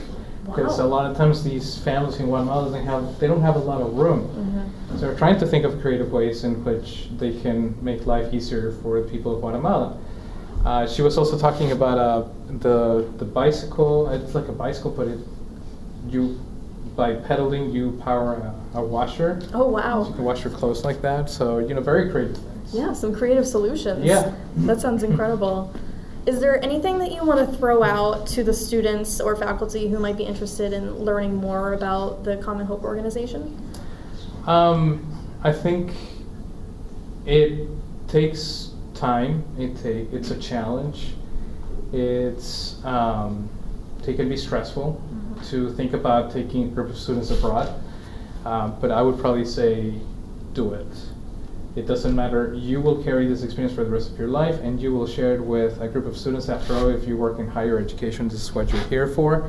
So yeah, that's what I would say to faculty, like, do it. And if you're a student and you're on the fence, should I have these kind of experiences or not, do it. Don't think twice. You will carry it with you for the rest of your life. It will shape you, and it will make you grow into a better version of yourself. That sounds incredible. And I do have one last incredibly important question to ask you. Okay. Are you ready to get a pie in the face? I suppose I am. I have a lot of witnesses here. He doesn't sound super excited, but it's okay. We're going to do it anyways. We're going to go to a commercial break, and when we come back, he's going to be all set up with his garbage bag, and we are going to pie him right in the face.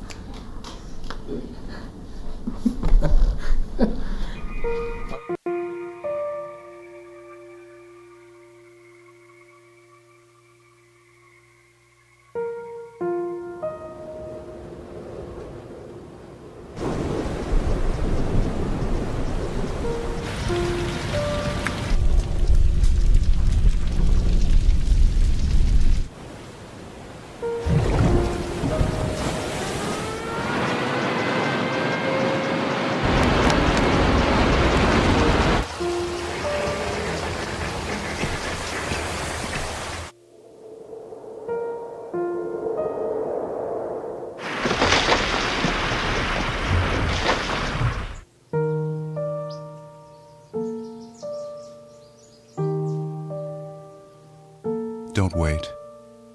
Communicate. Make your emergency plan today.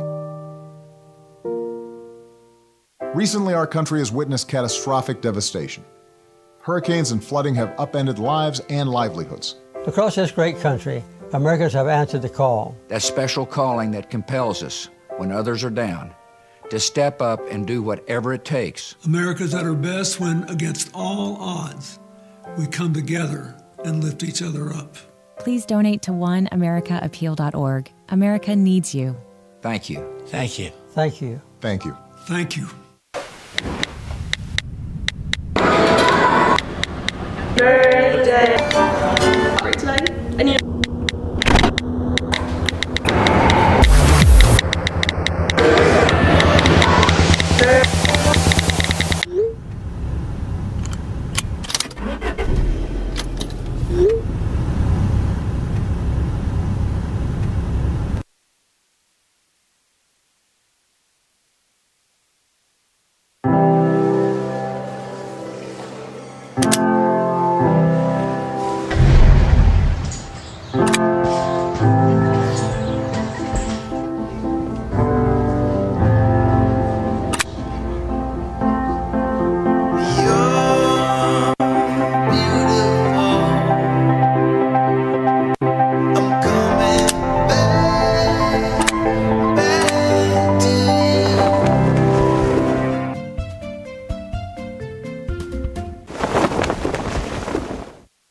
Welcome back, everybody. My name is Jenna, and we are here in the studio talking today about the Common Hope organization and their wonderful service trip that they took to Guatemala. In support of their trip, today we are pieing some of your favorite professors in the face. We have President Matt Wilson on the way, but first, before we get to him, we have everybody's favorite guy, Mr. Juan Contreras, here in the studio. Hello! Hello, I'm ready to do this. All right, awesome. I'm ready too. I don't know if I approve of this. Well, I approve it. We are going to welcome Miss Brenda Reckert up to the stage here. You wanted to pie somebody else. She is going to receive the honors of pieing Juan. So, real quick, for those who are just tuning in now, do you want to tell everybody what you do here at the university? All right, so I'm a professor of practice here at the University of Akron. Teach media, social media, the films of Star Wars, and also am the general manager of ZTV, our student-run TV station. So, and why did you volunteer for this? I don't think I had a choice since I was, leading the group, right? All right. So, any last words? No. He's got fear. I'm just. All right, Brenda. I've waited for this all day. Enjoy. Oh no.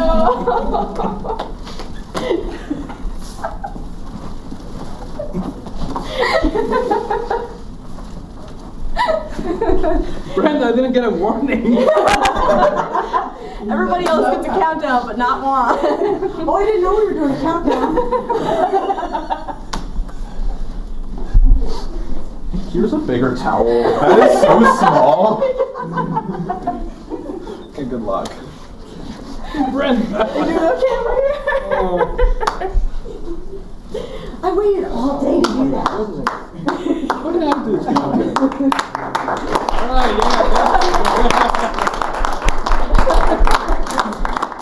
Just so you know, we're supposed to have warnings for this. Well, I think that we all owe you a thank you, not just for participating, but also for setting this up. Thank you to Juan from everybody.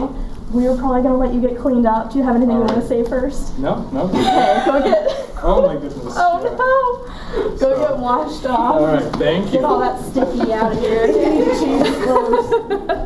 I am the one who's lucky enough to remain pie-free on this stage, and I'm very happy about it. So, without further ado, we are going to be heading to another commercial break very, very soon here. I hope you enjoyed that. There is more coming. We're going to talk to some students about their experiences, and like I said before, we are going to welcome President Matt Wilson into the studio to get a pie in the face, so don't go anywhere.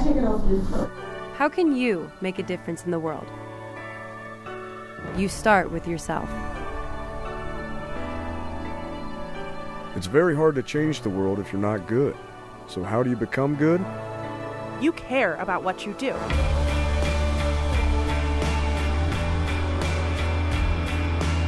You try new things. You gain experience in a range of tangible and practical skills.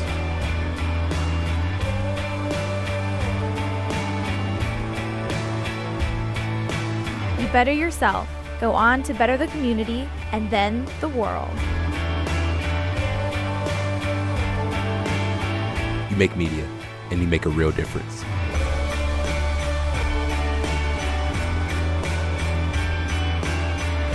It all starts with you.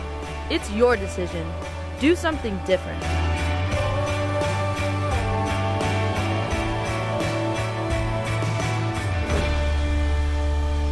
Make media. Make a difference.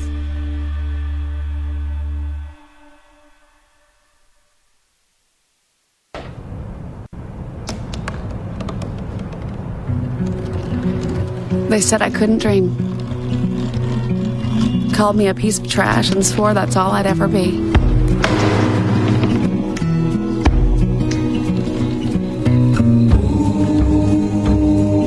Said a bottle couldn't see the ocean.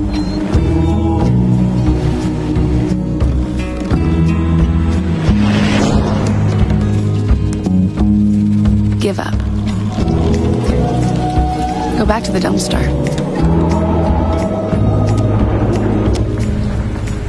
But I didn't listen. I made my way.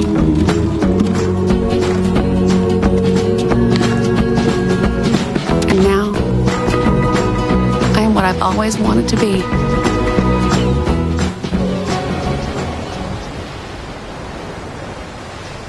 There's one thing you can never have sex without. It's not something you buy. Or something you take. In fact, there's only one way to get it. It has to be given to you, freely. It's consent. Because sex without it isn't sex. It's rape. Consent. If you don't get it, you don't get it. It's on us to stop sexual assault. Learn how and take the pledge at itsonus.org. Welcome back, everybody. We're here in the studio talking to some of your fellow students about the organization Common Hope and the work that they did on their service trip to Guatemala. I would like to invite our good friend Carrie up to the stage to talk about her experiences while she was there. Hi, Carrie. How are you? Good. How are you? Doing good. It's nice to meet you. Why don't you tell everybody a little bit about why you joined this trip? I had never been on a mission trip before, so it was an opportunity, and then to Guatemala is just somewhere that people don't usually go, and it's just a different part of the world that I haven't been to, so I wanted to go. Anybody would be excited for an opportunity like that. Did you have any certain expectations before you went into it? Not really. I tried not to have expectations because I went to Germany a couple summers ago and it was completely different, so why have them if they're going to be broken anyways? Well, how was Germany different from your experience in Guatemala? So when I went to Germany, we went to Berlin, which is like very populated, very like a lot of upper class people. And then you go to Guatemala and there's lots of poverty. Like you walk into houses and there's like a concrete floor if they have a floor. There's not much furniture. The people are just total opposites in a way. Yeah. It sounds like a really different experience. So obviously when you walked into this, there was a sort of surprise. Was there anything there that kind of met your expectations, that you were like, oh, it's really similar to what I saw in Germany, or this is exactly how I thought it would be? Not really. I was anticipating when we went in that it was going to be like a really desolate area, that people are just going to be struggling. It was going to be like, you know how like when you watch the commercials on TV and they're just like really sad? That's kind of what I anticipated, and it wasn't like that, because you walk in and everyone's just so like happy and like this is what they got to do to get where they want to go, and they do it and they get through everything, and you don't anticipate that because that's not something you just see every day, because that's not something people go through, like that you're going to meet people at college like that. So right.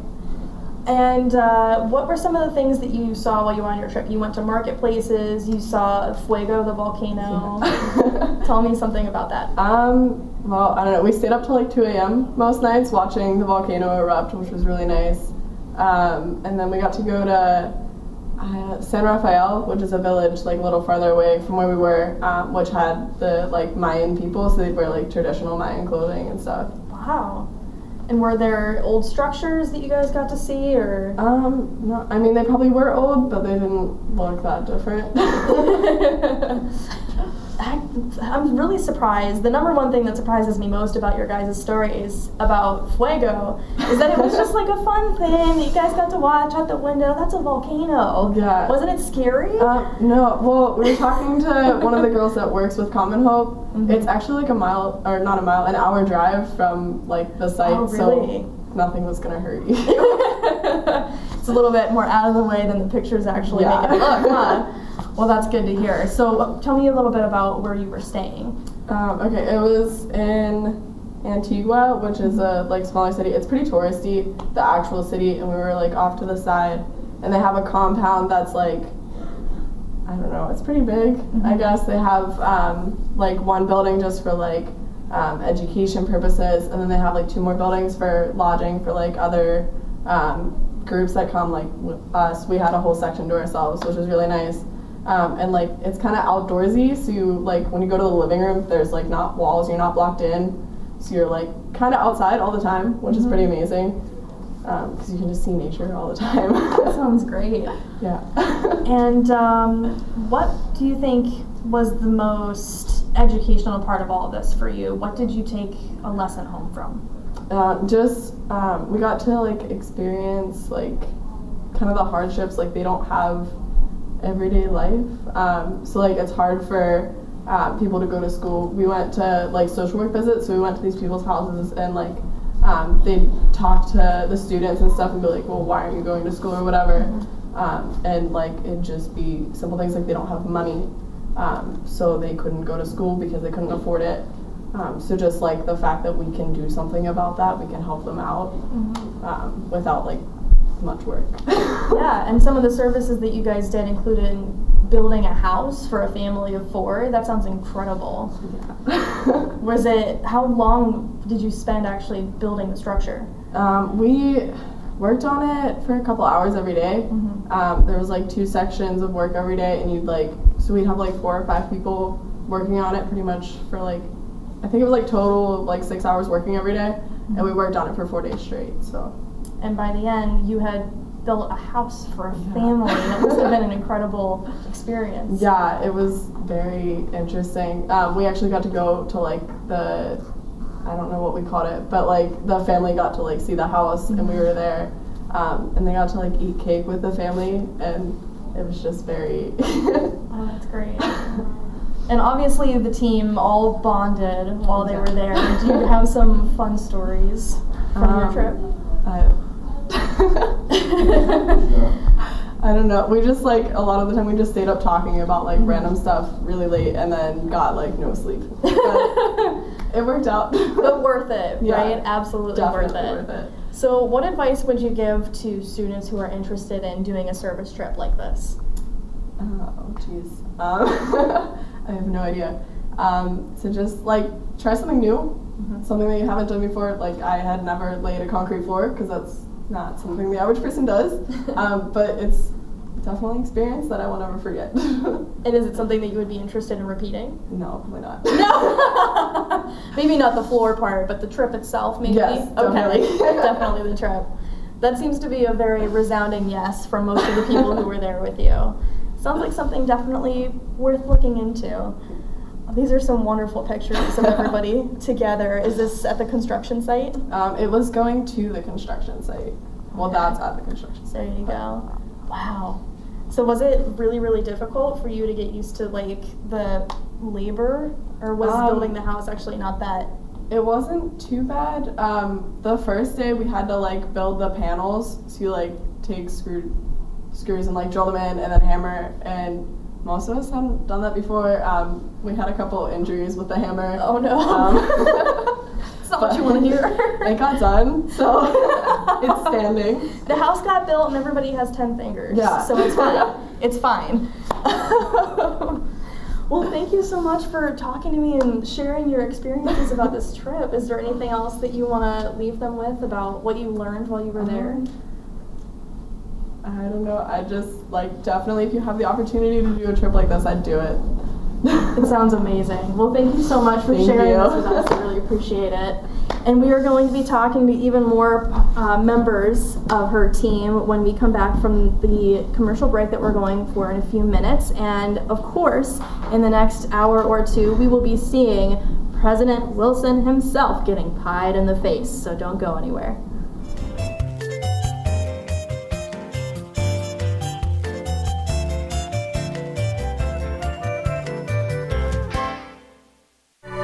How can you make a difference in the world?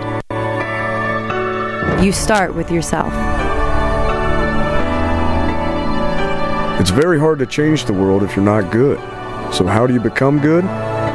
You care about what you do.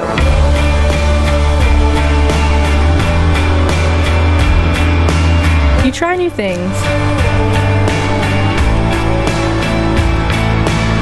You gain experience in a range of tangible and practical skills.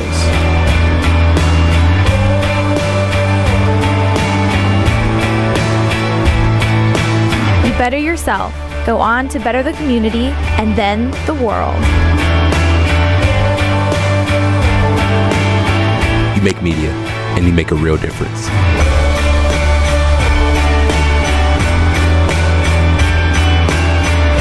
It all starts with you. It's your decision. Do something different.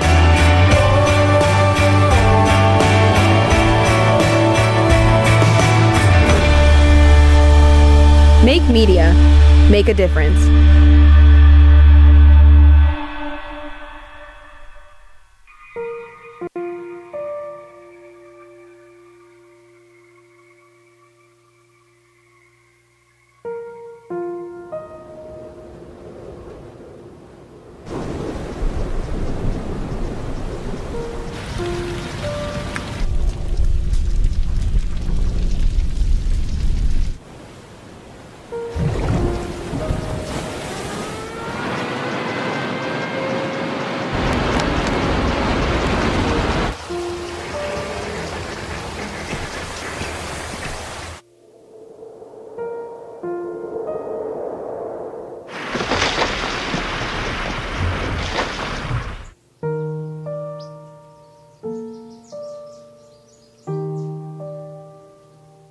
Don't wait. Communicate. Make your emergency plan today. Recently, our country has witnessed catastrophic devastation. Hurricanes and flooding have upended lives and livelihoods. Across this great country, Americans have answered the call. That special calling that compels us, when others are down, to step up and do whatever it takes. America's at her best when, against all odds, we come together and lift each other up. Please donate to oneamericaappeal.org. America needs you. Thank you. Thank you. Thank you. Thank you. Thank you.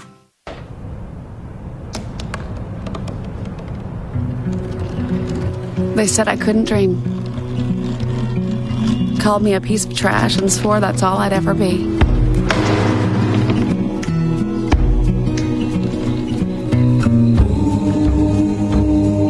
Said a bottle couldn't see the ocean.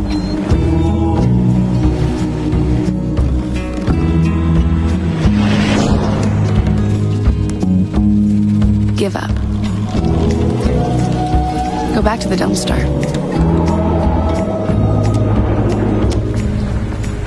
But I didn't listen. I made my way.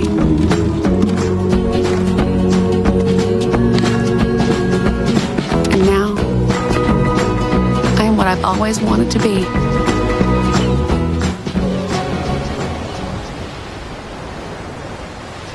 There's one thing you can never have sex without. It's not something you buy. Or something you take. In fact, there's only one way to get it.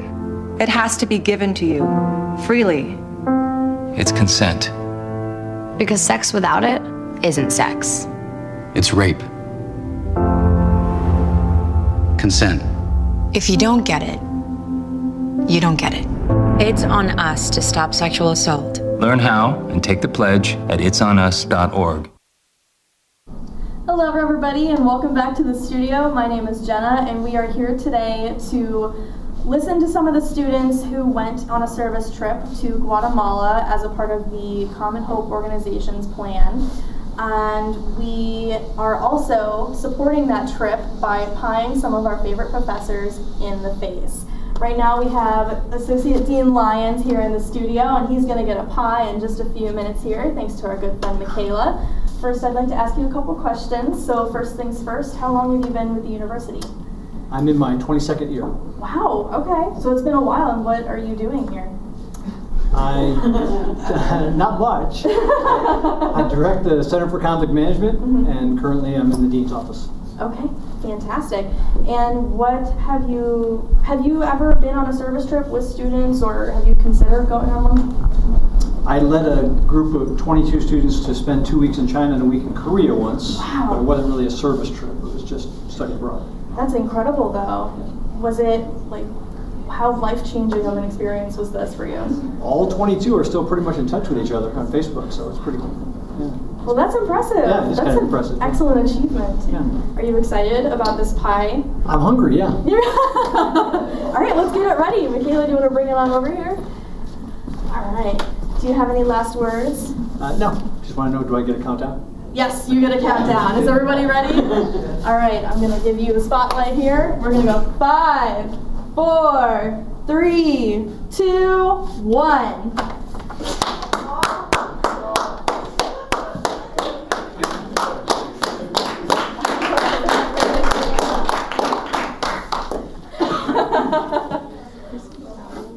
Oh, thank you. It is real whipped cream. It is real whipped cream. I promise we wouldn't do anything not mean to you.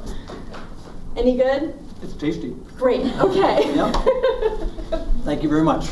Anybody we want to give a shout out to while you have your screen time? Oh, I'm still on? Yeah. Try the whipped cream. Try the whipped cream. Okay, thank you very much. Thank you so much. All right, guys, that is not all that we have for you tonight. We are going to be talking to some more people about their wonderful experience on this service trip to Guatemala. And don't forget, we have Mr. President Wilson himself coming in to get a pie in the face. That is all coming in the next hour and a half, so don't go anywhere. Oh, hey, you must be here for the tour.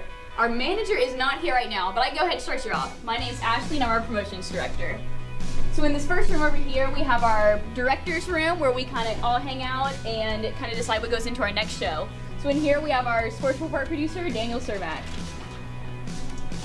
Hey guys, I'm Daniel Cermak. I'm the producer of the Sports Report, which is where we do everything Akron athletics. We interview athletes, do game highlights, all that sort of stuff. Here you can see ZTV has been teaching students about media production for over 10 years. Now we're going into the end of the day where students learn all about, Avid, Premiere, Photoshop, and After Effects. What's up, Daniel? We're Lowdown. We seek out and interview local bands and artists in Akron to get the latest input on the best music. Have you seen our kitchen? ZTV offers a full-size kitchen for its students to prepare snacks during long filming sessions. In here, it sees that 300 Seconds of Science, our new miniseries, is conducting some experiments for our upcoming show. Scene 23, take 1 marker. That's right, we cover all kinds of cool things going on in the universe, from things bigger than our world to the fine details of nanotechnology. Stay curious. Oh hey, you want to come follow me? I can finish up the rest of the tour with you. Through this hallway, we have our lounge area. A lot of members can just kind of hang out. We have TVs for everyone to enjoy, just kind of like a meeting area for everyone. And then in a corner over here to the right, we have our awards cabinet. So we have 22 Emmy nominations and we've won 4. So that's exciting for ZTV. If you want to come out here, I can show you the ZTV studio. Oh, look, here's our goofing off crew. They're probably playing some games right now. Our producer's Dirk. Hey, yeah, we cover everything geek culture, from video game reviews to anime and movie reviews. Come goof off with us. So I actually don't have my zip card with me right now, but if you want to go ahead and hop in our elevator here, take it to the first floor, I'll meet you down there.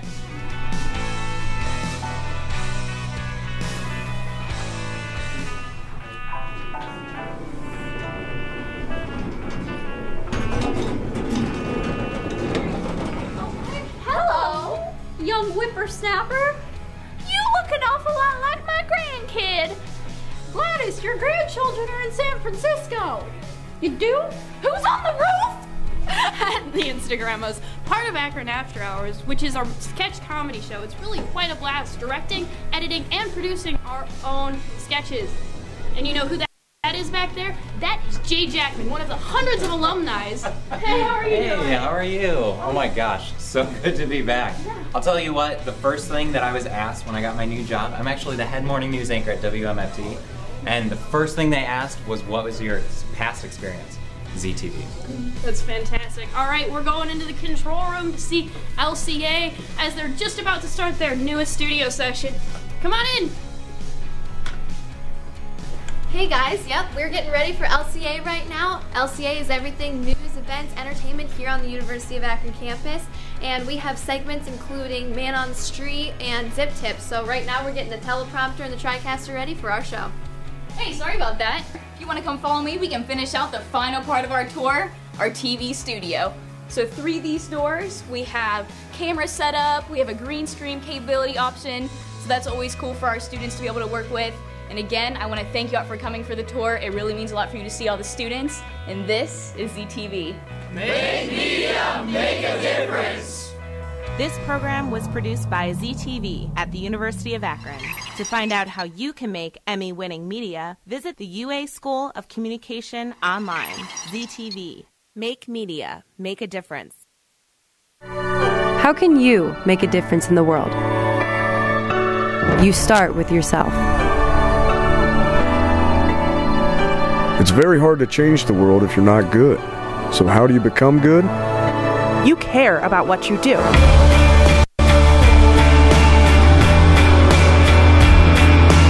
You try new things.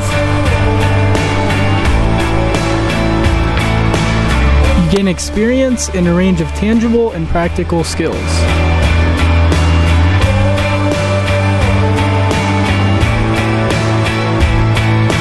You better yourself, go on to better the community, and then the world.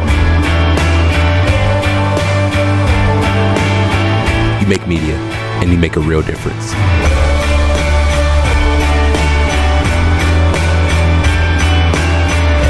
It all starts with you. It's your decision. Do something different.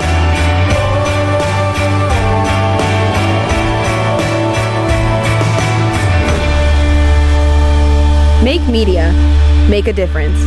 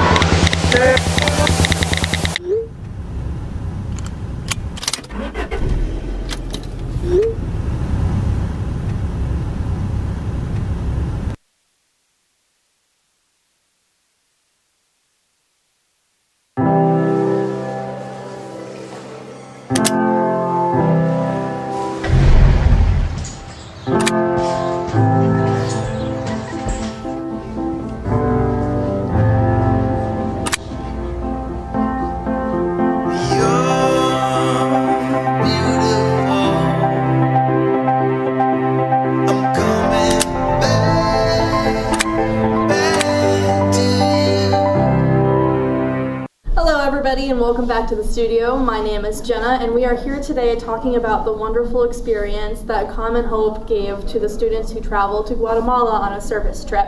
One of those students is here today to talk to me about her experience. Let's welcome Julie into the studio. Yay! Hello, Julie. How are you today? Good. How are you? Good. Thank you so much for coming in and talking to me. Of course. So tell me a little bit about how you got involved in this. Well, it was probably about July, and I was looking at my email, because I'm a nerd, and I was looking at my school email in July, and I saw this email from the Honors College here, just kind of talking about how they were offering this opportunity for a group of students to travel to Guatemala, and I was like, hey Mom, this looks kind of cool. She was like, well, you should apply, so I did, and then I got an email that talked about the fact that I was selected to travel to Guatemala, and then a few weeks later, Juan sent us an email about this class that we had to take, and I was like, this is just an extra class that I have to take, but it ended up being really awesome. And I mean, the class itself, I think we didn't have as many opportunities as we would have liked to have, like, get to know each other beforehand, but it was nice when we got there because after a few days we kind of were really comfortable with each other, and it was just really awesome. I can imagine. What was your first thought when you realized that you had been accepted? I think I was a little nervous because personally I had never been out of the country before, so this was going to be my first international experience somewhere that wasn't in America.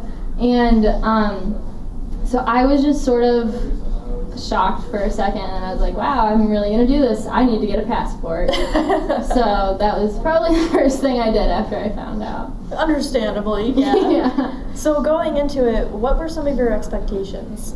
Honestly, I don't completely remember now that I've actually seen it, but I think that I was expecting to kind of like go into this country, and I had this like mindset that like, oh, we're gonna like help so many people, we're gonna do so many great things, which we did do, but it kind of ended up being a little bit more than that too when we actually were there. It was just like not really us like going in there and like saving them, and we even talked about that in our class, like we couldn't really have that kind of mindset. It was more just like we were going in and we were like kind of observing their culture from like where we were and what like our backgrounds and stuff, and it ended up being really awesome. What are we seeing on screen right now? This was when we went to the ruins. It's like a little Mayan ceremony. So yeah, we kind of walked around there. On the last full day that we were in Guatemala, we traveled there. It was called, I'm going to butcher this and Juan's going to be mad at me, I think it was called Ishimche. And it was just kind of like a little Mayan site of like an old Mayan city. It was really cool. So that was your last day? Well, yeah, the last full day there. We left, that was Saturday, and then we left Sunday. So was everybody like still excited to be there, or was everybody a little bit bummed out because they were like, we have to go home tomorrow? No, we were still pretty excited to be there, I would say. It was really fun though, and it was, I mean, we ended up actually getting delayed on Sunday night when we were supposed to get back, and I was probably upset for a little bit, but it ended up kind of being cool because we had a little bit more time to spend with each other. So even though I didn't get to sleep in my bed one more night, I got to hang out with them still. So. So it all evened out in the end. It did. So coming into this, you told me about a little bit about what you expected to get out of it at least, and what did you actually get out of it? Well, like I said, I had never really like been out of the country, so it was interesting like traveling abroad to a place that maybe isn't everyone's like #1 spot on their list that they want to travel to. So it was kind of a culture shock, I'll admit, at first. It was like kind of going in somewhere, and like I just remember driving to the site that we were staying at Common Hope, and like on the side of the roads there were just like people, and like their roofs were like tin metal sheets over like a blanket on the side of the road, like against a wall. And it was so weird to me because even like in America you see like homeless people out on the street sometimes sleeping on like a bench, but you never really see them like set up like camped out just in random places kind of like throughout the country. And I mean, there were like mountains everywhere, and there were people just like walking around everywhere. The traffic was crazy.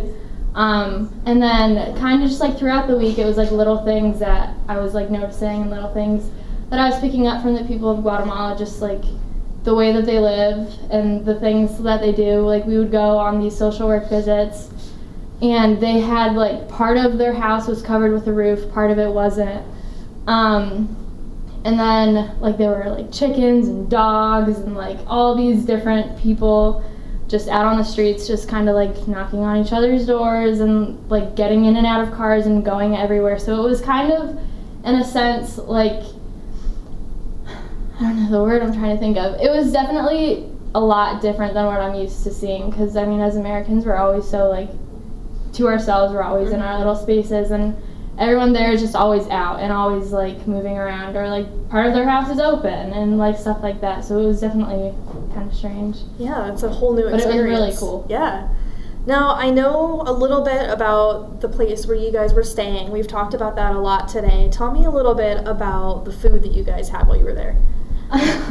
The tortillas were really good. The food, it was kind of, like if you can, there's some of it right now. So a lot of places there was like soup that they would give you. If we went to a restaurant, they normally gave us like some kind of soup before they brought out our actual meals.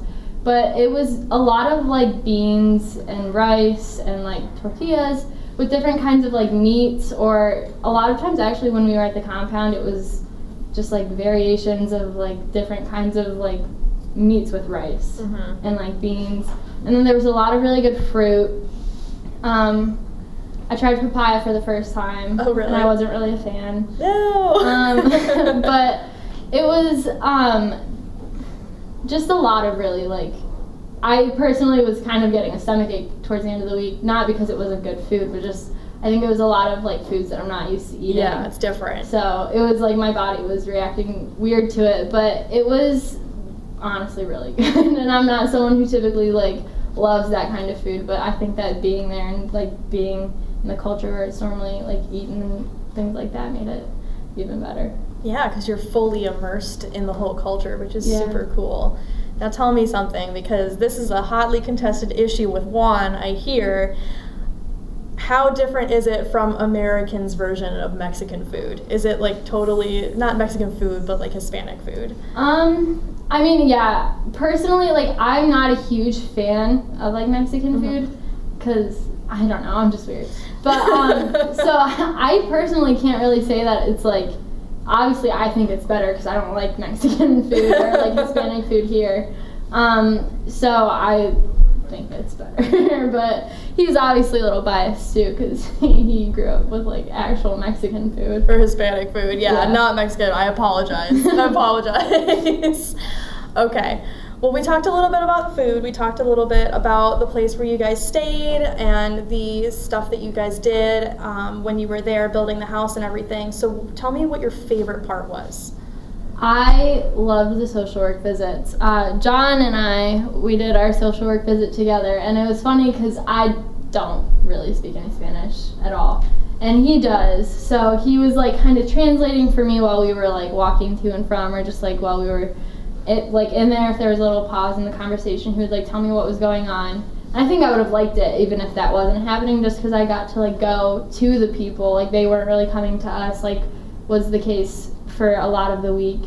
But like we got to go to like their home and see where they live and like kind of hear like why they needed this social worker and what was going on in their life. And even if it was just like a little update on what was going on, maybe like if something had changed recently, but it was just really cool to kind of see them like in their element, because so often we just assume that everyone should come to us and see us from like where we are, but we got to go see them and like what they were doing in their daily lives. Right. Tell me a little bit about what we're seeing on screen right now. That's the daycare. That was really cool. It was actually that week, it was just the workers at Common Hope, like their kids who were there. But I guess last week, I don't remember, was the week that the kids who were the affiliated families, kids of the affiliated families, were coming for the first time this like school year for them. So we got to like kind of interact with the kids a little bit. That part was a little tough sometimes because we didn't always have like a translator there. So knowing what the kids wanted or knowing what the workers needed us to do or like things like that was sometimes difficult, but that was also kind of cool because we kind of had to like use like motions and stuff to figure out what they were trying to tell us to do. But yeah, so that was the daycare, and that was really fun. That was another one of my favorite parts because I love kids. Of course, you had to be able to think on your feet while you were there. Because not only are you like tending to their little kid needs, but you don't always know what they're asking for. So you're like, do you want this? Do you want this? But gotta figure it out. And is there any advice that you would have for somebody who is interested in taking a service trip like this or joining the Common Hope organization? I would tell them definitely do it, because going out into the world and just going on a trip is one thing, but kind of going and like really getting to know the people who inhabit the area that you're in, and just like being there and just doing things for people who are there makes so much difference. Not only in their lives either, in your life too. Like you really see things from another perspective. I think it's really important to be able to do that, and it's sometimes hard to do that in your backyard. Even if you're not from Akron, if you're from somewhere else, like it's hard to go out and really like see what life is like for other people unless you go somewhere completely different and kind of like observe it from that standpoint. That's incredible. Thank you so much for sharing all of this with me. No, I have one more question for you, which is, who do you really want to see get pied in the face? Well, I already saw one. That was the winner, right? But probably President Wilson. I think that one's going to be pretty exciting. I'm psyched. I'm excited. Thank you so much for talking to me about this. It was great. And we have even more coming up for you guys in the next few minutes here. We're going to cut to a quick commercial break for right now, but when we come back, we're going to talk to some more students, hear their experiences, and we're going to get to see President Wilson pied in the face tonight. So stay tuned. How can you make a difference in the world? You start with yourself. It's very hard to change the world if you're not good. So how do you become good? You care about what you do.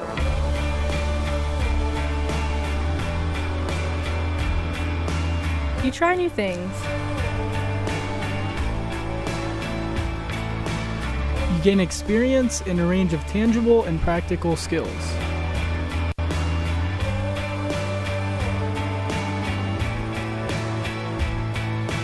You better yourself.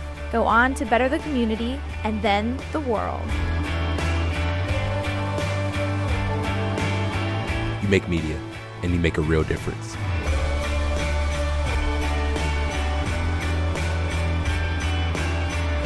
It all starts with you. It's your decision. Do something different.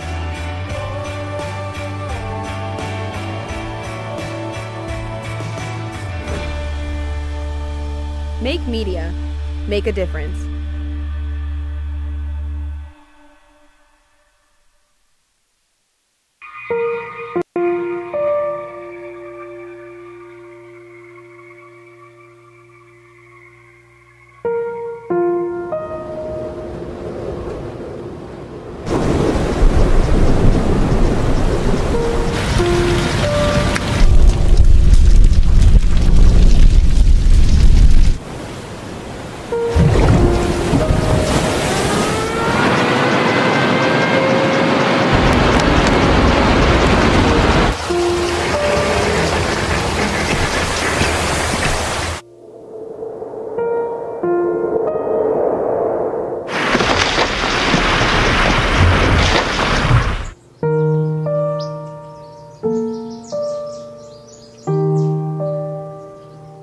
Don't wait.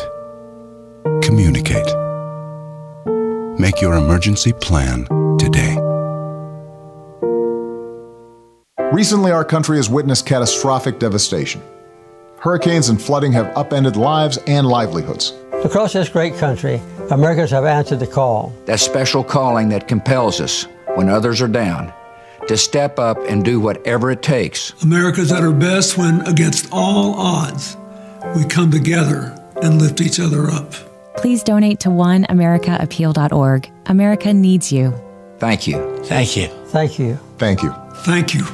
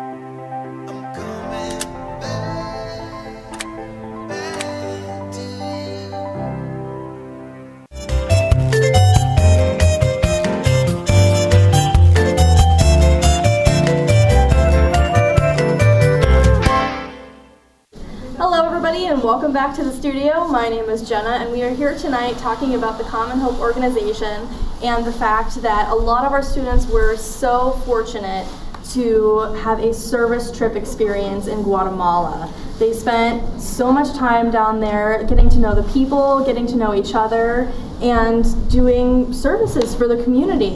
And today we are pieing professors and faculty right in the face in support of this trip.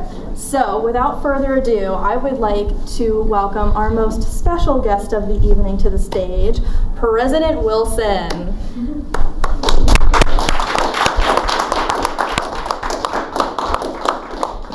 Hello, sir. How are you tonight? Oh, I'm just peachy. How are you excited? Oh, yes. I'm doing well. Anything for a good cause, right? Absolutely. That's right. Now, have you had experience with service trips like this in the past? You know, I did a service mission actually when I was in doing my undergraduate years, where I actually spent some time in Japan for quite a while. Wow. Just about a year actually. So very familiar with service trips, a little bit different in terms of country, but I was way north in Hokkaido in Japan and went around and did service every day. Wow, that's incredible. Yeah, it was an incredible experience. Opened my eyes to the world of international service and just that, you know, we're all one and the same regardless of where we are. And I'm so glad that students at our university are able to experience the same thing. It's such an exciting situation. Me too. In fact, you know, if we can get even more students to experience things like this, it's just phenomenal. That would be fantastic, which is why we're doing this tonight. So it all makes sense now. Yeah, exactly. Yes. It's all connecting, everybody. So are you ready for a pie in the face? As ready as I'll ever be. I know that's difficult. So why don't you take a seat right over here? Don't worry, we have... get a seat. Does it matter which one? No, take your pick. You're the one that's gonna get pie in the face, so we can at least give you the choice. We have Julie coming back to the stage to do the honors today. Come on back, Julia. Thank you so much for being here and doing this. Is everybody ready to do a countdown? All right, let's do it. 5, 4, 3, 2, 1. Yes.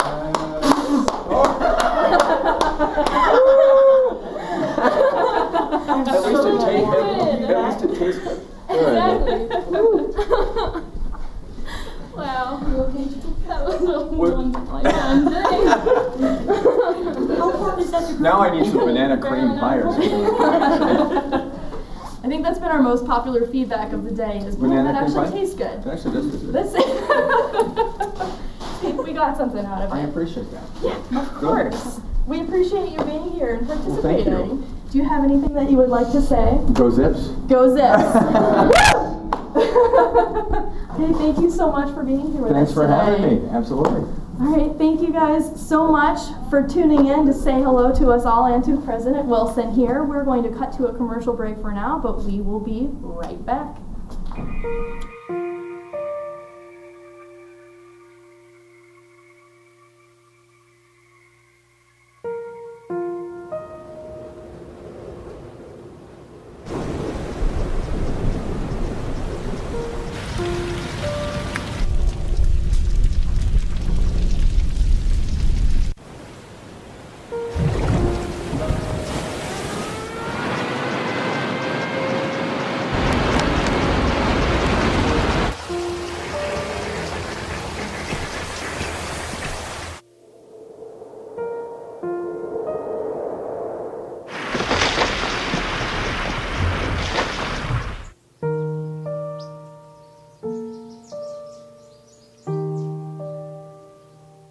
Don't wait. Communicate. Make your emergency plan today. Recently, our country has witnessed catastrophic devastation. Hurricanes and flooding have upended lives and livelihoods. Across this great country, Americans have answered the call. That special calling that compels us, when others are down, to step up and do whatever it takes. America's at her best when, against all odds, we come together and lift each other up. Please donate to oneamericaappeal.org. America needs you. Thank you. Thank you. Thank you. Thank you. Thank you. Oh, hey, you must be here for the tour. Our manager is not here right now, but I can go ahead and start you off. My name's Ashley and I'm our promotions director. So in this first room over here, we have our director's room where we kind of all hang out and kind of decide what goes into our next show. So in here we have our sports report producer, Daniel Cermak. Hey guys, I'm Daniel Cermak. I'm the producer of the Sports Report, which is where we do everything Akron athletics. We interview athletes, do game highlights, all that sort of stuff. Here you can see ZTV has been teaching students about media production for over 10 years. Now we're going into the NFA where students learn all about, Avid, Premiere, Photoshop, and After Effects. What's up, Daniel? We're Lowdown. We seek out and interview local bands and artists in Akron to get the latest input on the best music. Have you seen our kitchen? ZTV offers a full-size kitchen for its students to prepare snacks during long filming sessions. And here, it sees that 300 Seconds of Science, our new miniseries, is conducting some experiments for our upcoming show. Scene 23, take 1 marker. That's right, we cover all kinds of cool things going on in the universe, from things bigger than our world to the fine details of nanotechnology. Stay curious. Oh hey, you wanna come follow me? I can finish up the rest of the tour with you. Through this hallway, we have our lounge area. A lot of members can just kind of hang out. We have TVs for everyone to enjoy, just kind of like a meeting area for everyone. And then in a corner over here to the right, we have our awards cabinet. So we have 22 Emmy nominations and we've won 4. So that's exciting for ZTV. If you want to come out here, I can show you the ZTV studio. Oh, look, here's our goofing off crew. They're probably playing some games right now. Our producer's Jerk. Hey, yeah, we cover everything geek culture from video game reviews to anime and movie reviews. Come goof off with us. So I actually don't have my zip card with me right now, but if you want to go ahead and hop in our elevator here, take it to the first floor, I'll meet you down there.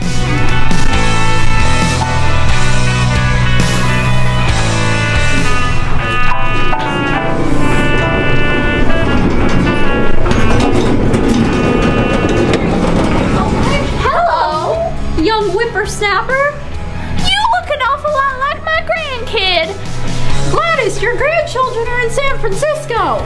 You do? Who's on the roof? The Instagrammos, part of Akron After Hours, which is our sketch comedy show. It's really quite a blast directing, editing, and producing our own sketches. And you know who that is back there? That is Jay Jackman, one of the hundreds of alumni. Hey, how are you doing? Hey, how are you? Oh my gosh, so good to be back. Yeah. I'll tell you what, the first thing that I was asked when I got my new job, I'm actually the head morning news anchor at WMFT, and the first thing they asked was, what was your past experience?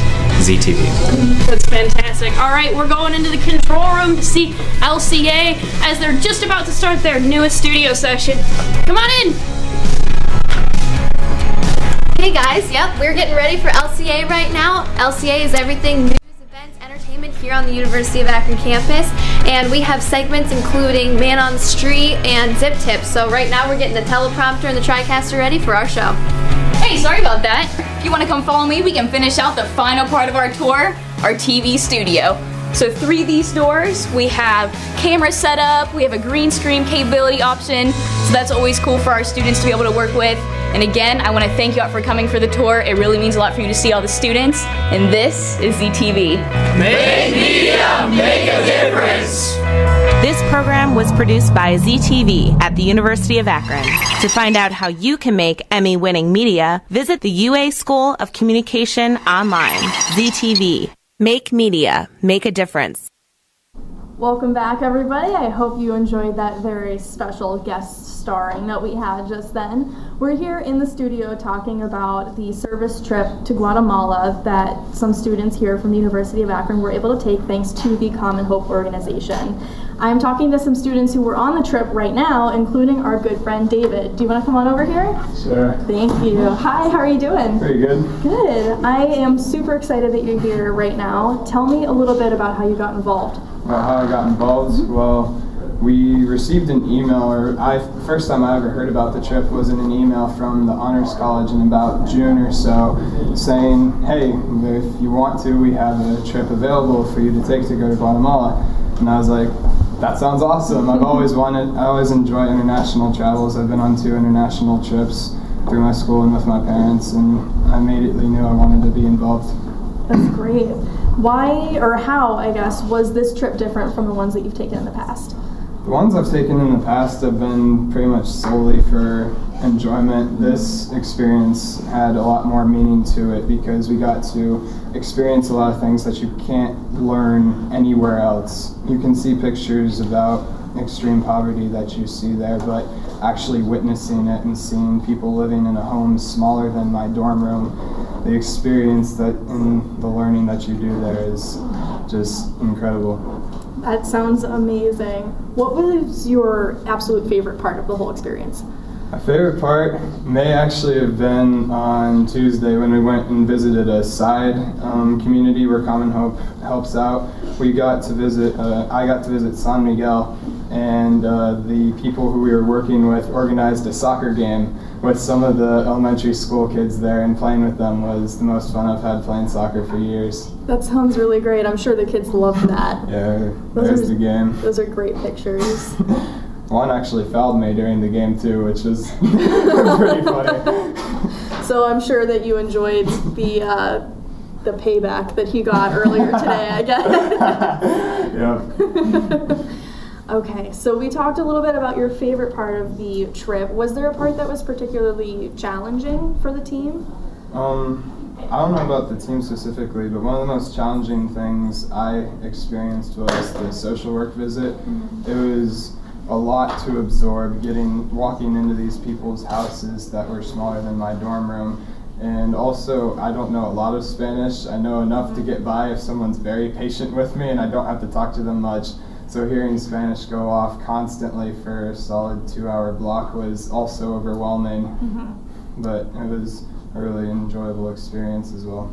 Yeah, I can imagine the language barrier would be a little bit difficult at times. What are we seeing on the screen right now? Right there was also part of the trip to San Miguel. Oh. We helped out a school teacher who needed to make these folders that she was going to give to the parents. And it was a way to for the parents to become more involved in their child's learning. It was a way, I believe, that they would be used during meetings with the teacher. And it took us a team of 7 of us probably 2-3 hours to complete it. So we saved this woman probably 2-3 days of work by helping her out with that. That's great. I'm sure she really appreciated that. Yeah. You guys did a lot of really great work while you were there. I'm sure it's something that you're all really proud of. Is there one thing in particular that you will always remember that you learned a special lesson from? One of the things that we did and during working, I think it was really cool being able to present the house to the family, because the house that we built was not very large, probably 13 feet by 35 feet wide. And so the fact that they were so grateful for a house that small in comparison to what we're used to here was a really eye-opening. Yeah, definitely. It sounds like it was a really rewarding experience for all of you guys. Definitely. Do you have any advice for people who might want to do a trip like this in the future? I know for me personally, I was really excited by the opportunity to go travel internationally in a place that some people may think is unsafe. So other people may not be as excited about it, but the only thing I can say is definitely go for it, because no matter what fears you may have, the payoff is going to be much more worthwhile. It sounds like it. Well, thank you so much for sharing your experience with me today. I really appreciate it. And we're going to be talking to more students just like David and coming up in the next few minutes here. We're going to take a quick commercial break, but we will be right back with more interviews and yet another pie in the face. Thank you, Dave.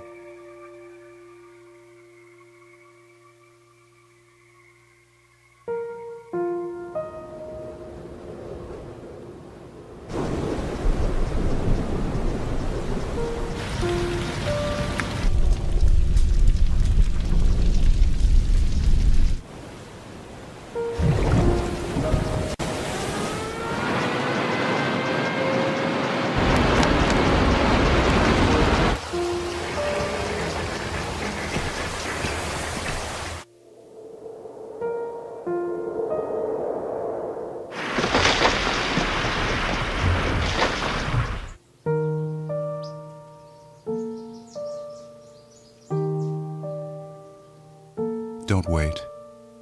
Communicate. Make your emergency plan today.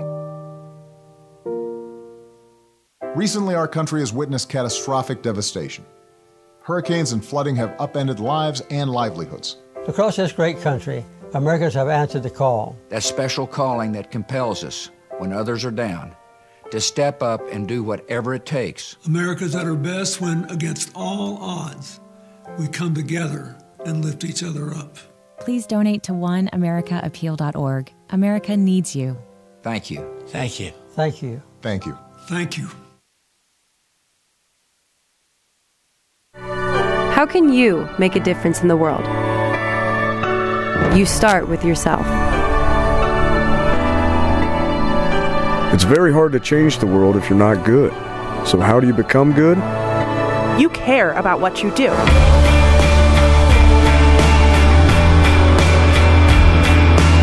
You try new things. You gain experience in a range of tangible and practical skills.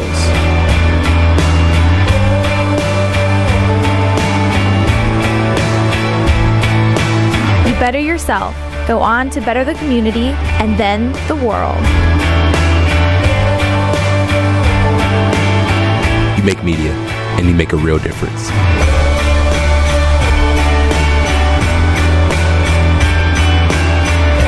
It all starts with you. It's your decision.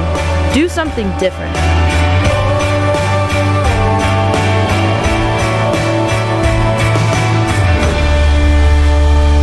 Make media. Make a difference.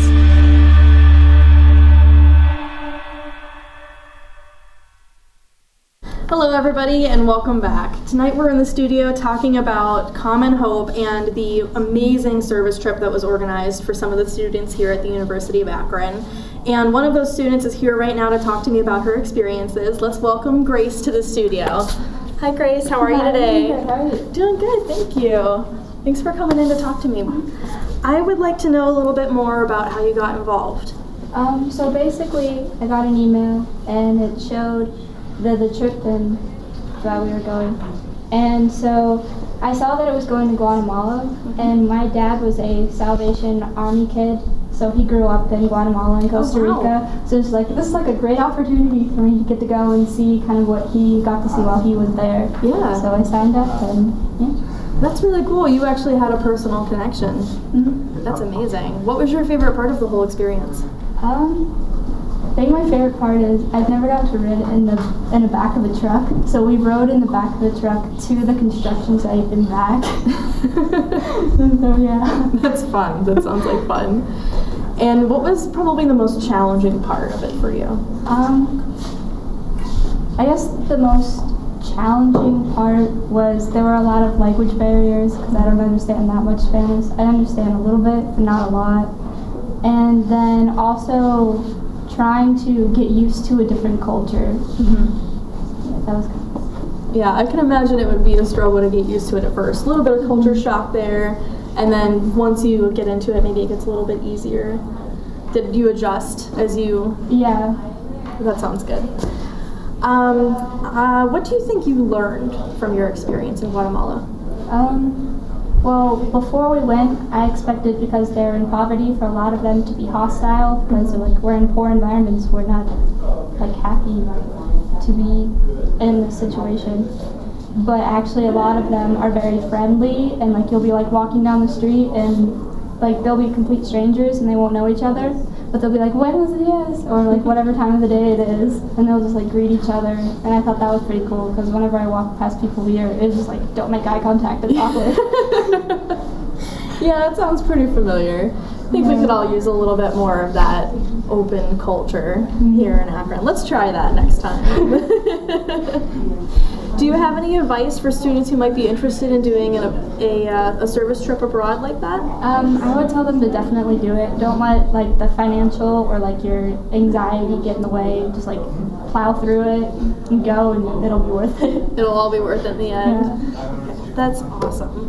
Thank you so much for taking the time to come out here and talk to me about this. I really appreciate it. Do you have any last words about the experience that you would like to share? Not off the top of my head. Well, thank you so much for coming in and talking about it. I really appreciate it. We are going to cut to a commercial break really quickly, but once we come back from that, we're going to talk to a few more people. And don't worry, there are still some professors that have yet to be pied in the face, so don't go anywhere.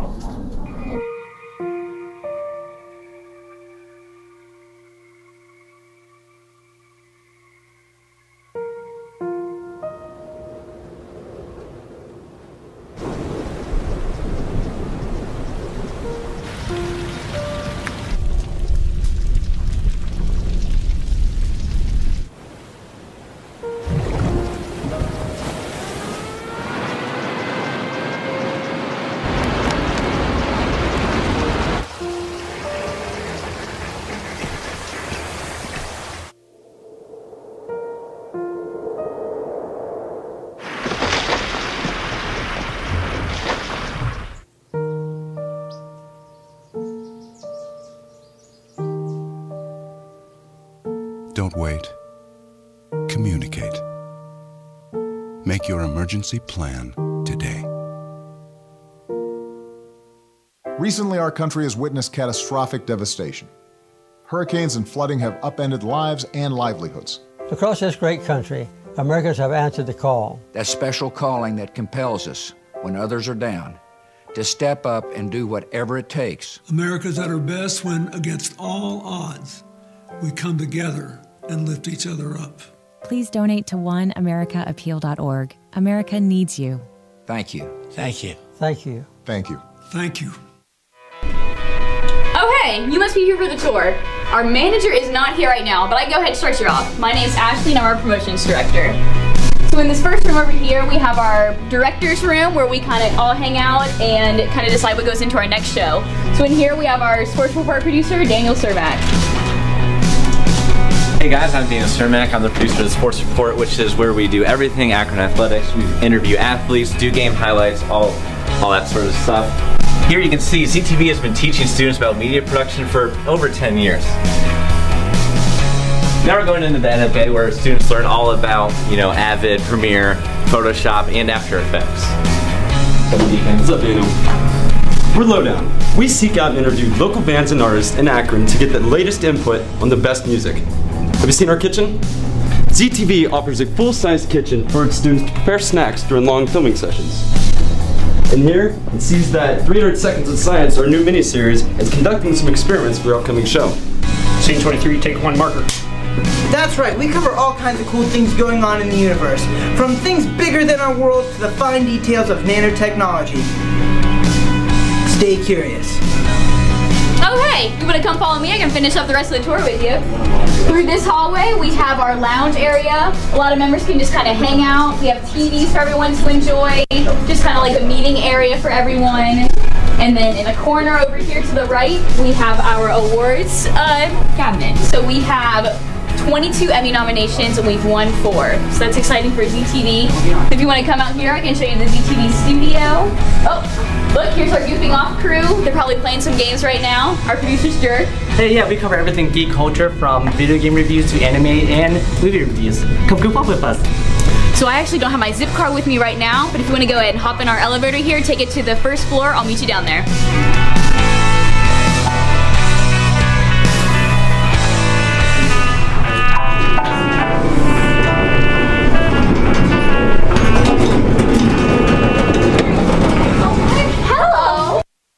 Young whippersnapper, you look an awful lot like my grandkid. Gladys, your grandchildren are in San Francisco. You do? Who's on the roof? The Instagrammos, part of Akron After Hours, which is our sketch comedy show. It's really quite a blast, directing, editing, and producing our own sketches.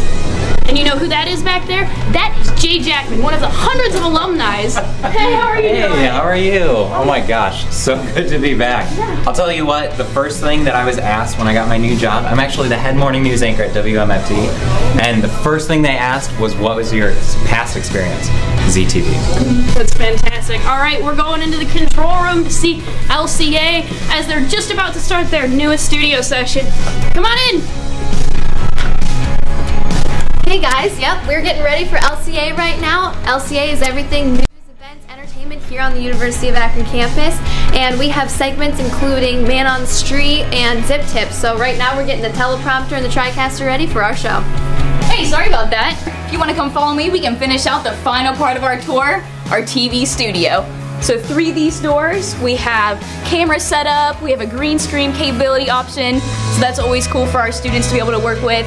And again, I want to thank you all for coming for the tour. It really means a lot for you to see all the students. And this is ZTV. Make media, make a difference. This program was produced by ZTV at the University of Akron. To find out how you can make Emmy-winning media, visit the UA School of Communication online. ZTV. Make media, make a difference.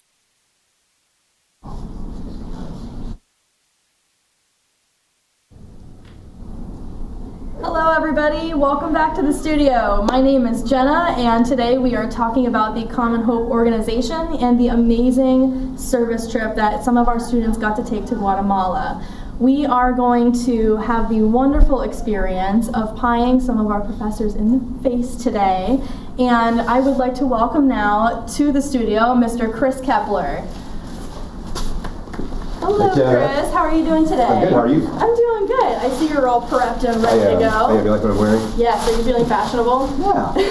Kind of matches and everything. I'm good. Yeah, it looks great. You're looking good.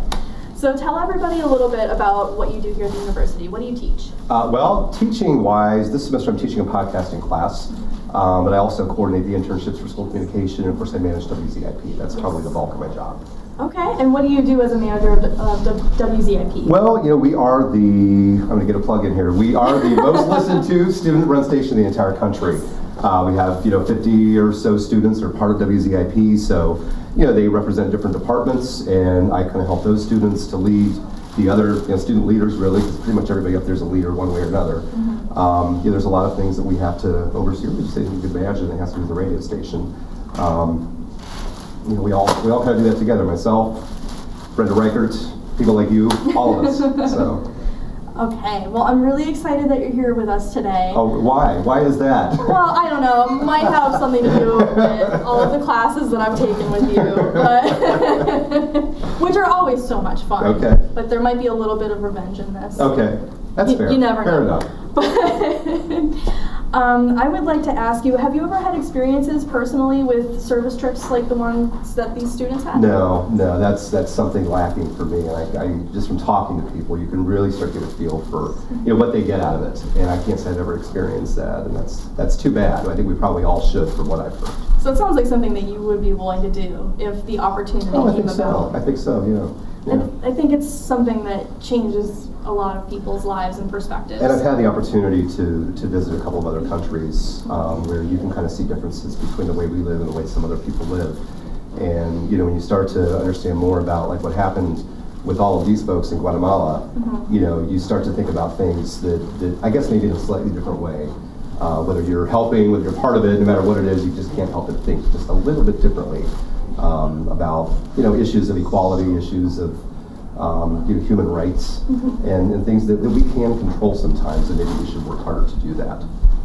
What do you think of service learning opportunities that involve international travel? Oh, it sounds wonderful. I mean, I can't say I've really participated in anything either as a student or on the other side, but thankfully we have people like Juan, who take on these kinds of projects and make them happen, and make them, you can do something like this or you can really do it right. And it sounds like what happened recently with this group was really done right. Absolutely. I mean, when Juan, even just on Facebook, you could feel, when he was talking about the range of emotions that everybody went through during this trip for all kinds of different reasons.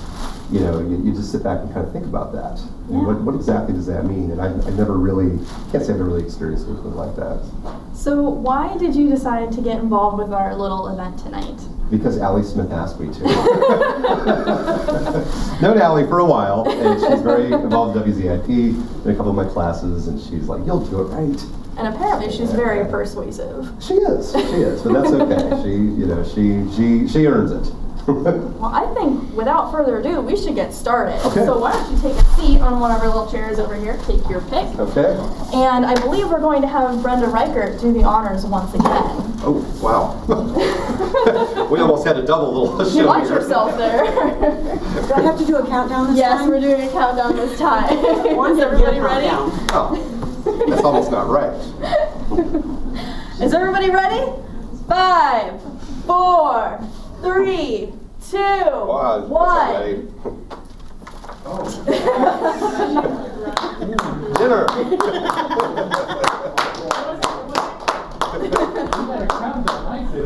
Oh, what can I say? Don't whine. Don't whine. It's just not fair. How was that for you? Hey, it was, I tell you, it does taste good. Was that President Wilson said it tasted That's good? the most popular opinion. Not, yes. Yeah, he's not kidding. Nope. We're not torturing anybody here. We're making it But I'm not fun. going to do it again right away. I'll wait till next year. Oh, really? Because we have one ready. That's okay. I don't know. Is it going to raise any money?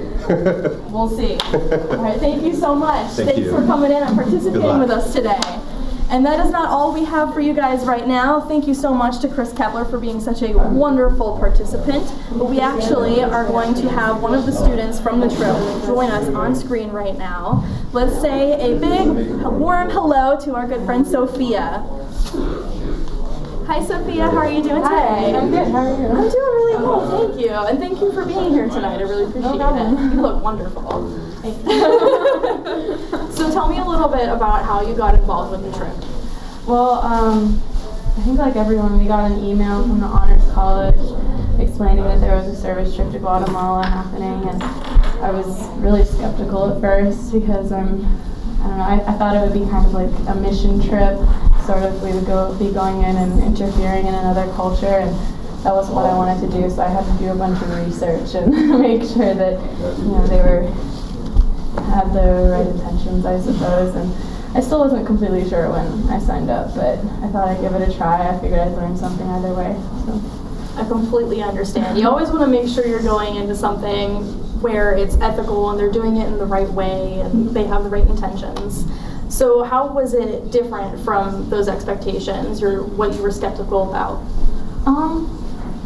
Honestly, a lot of my doubts were kind of overturned. I really think they're doing things right over there, you know. Of course it's hard when you go into another country and another culture to not kind of influence them in some way, but I really think they're doing all they can to keep everything authentic, and you know, 98% of the employees there are Guatemalan, which I think really helps. You know, it's completely centered in Guatemala. And so when we went there, you know, we were doing things like we built a house and we packaged school supplies and we helped with odd jobs around the foundation, and not once did I feel like we were going in and changing something for the worse. You know, we were building things up, you know, not tearing them down. That's great. That sounds like exactly the thing that you were looking for. So what was your first reaction when you realized that you were accepted and, oh my gosh, this is really happening? Well, my first reaction was, oh my gosh, like, I can't believe I got in, you know, and then my second reaction was kind of, this is a lot of money.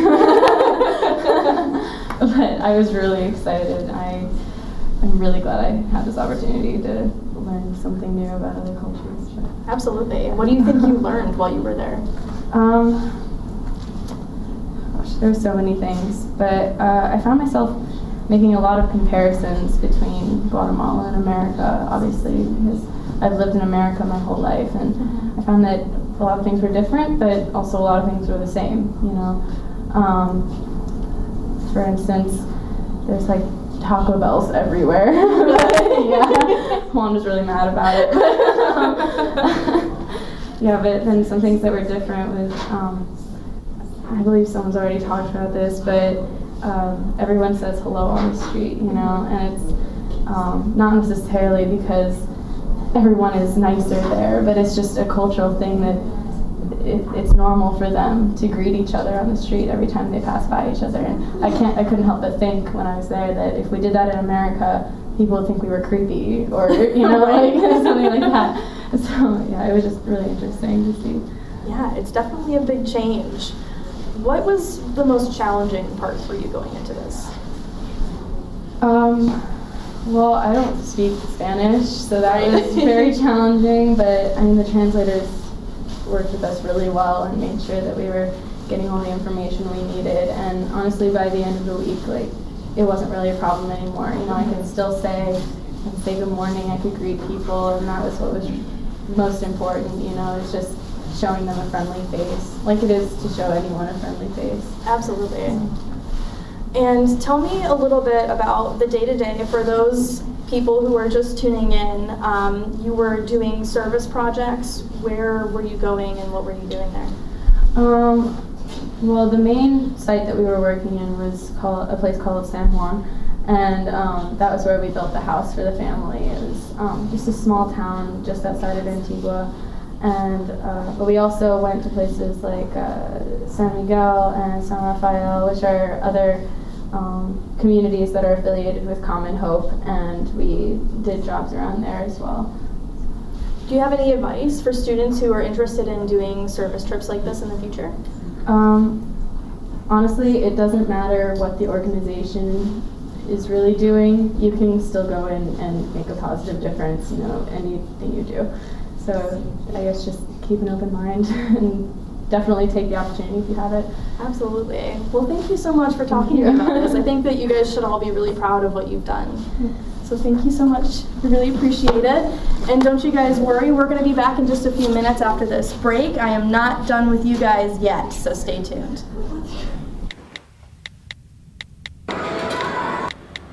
Birthday.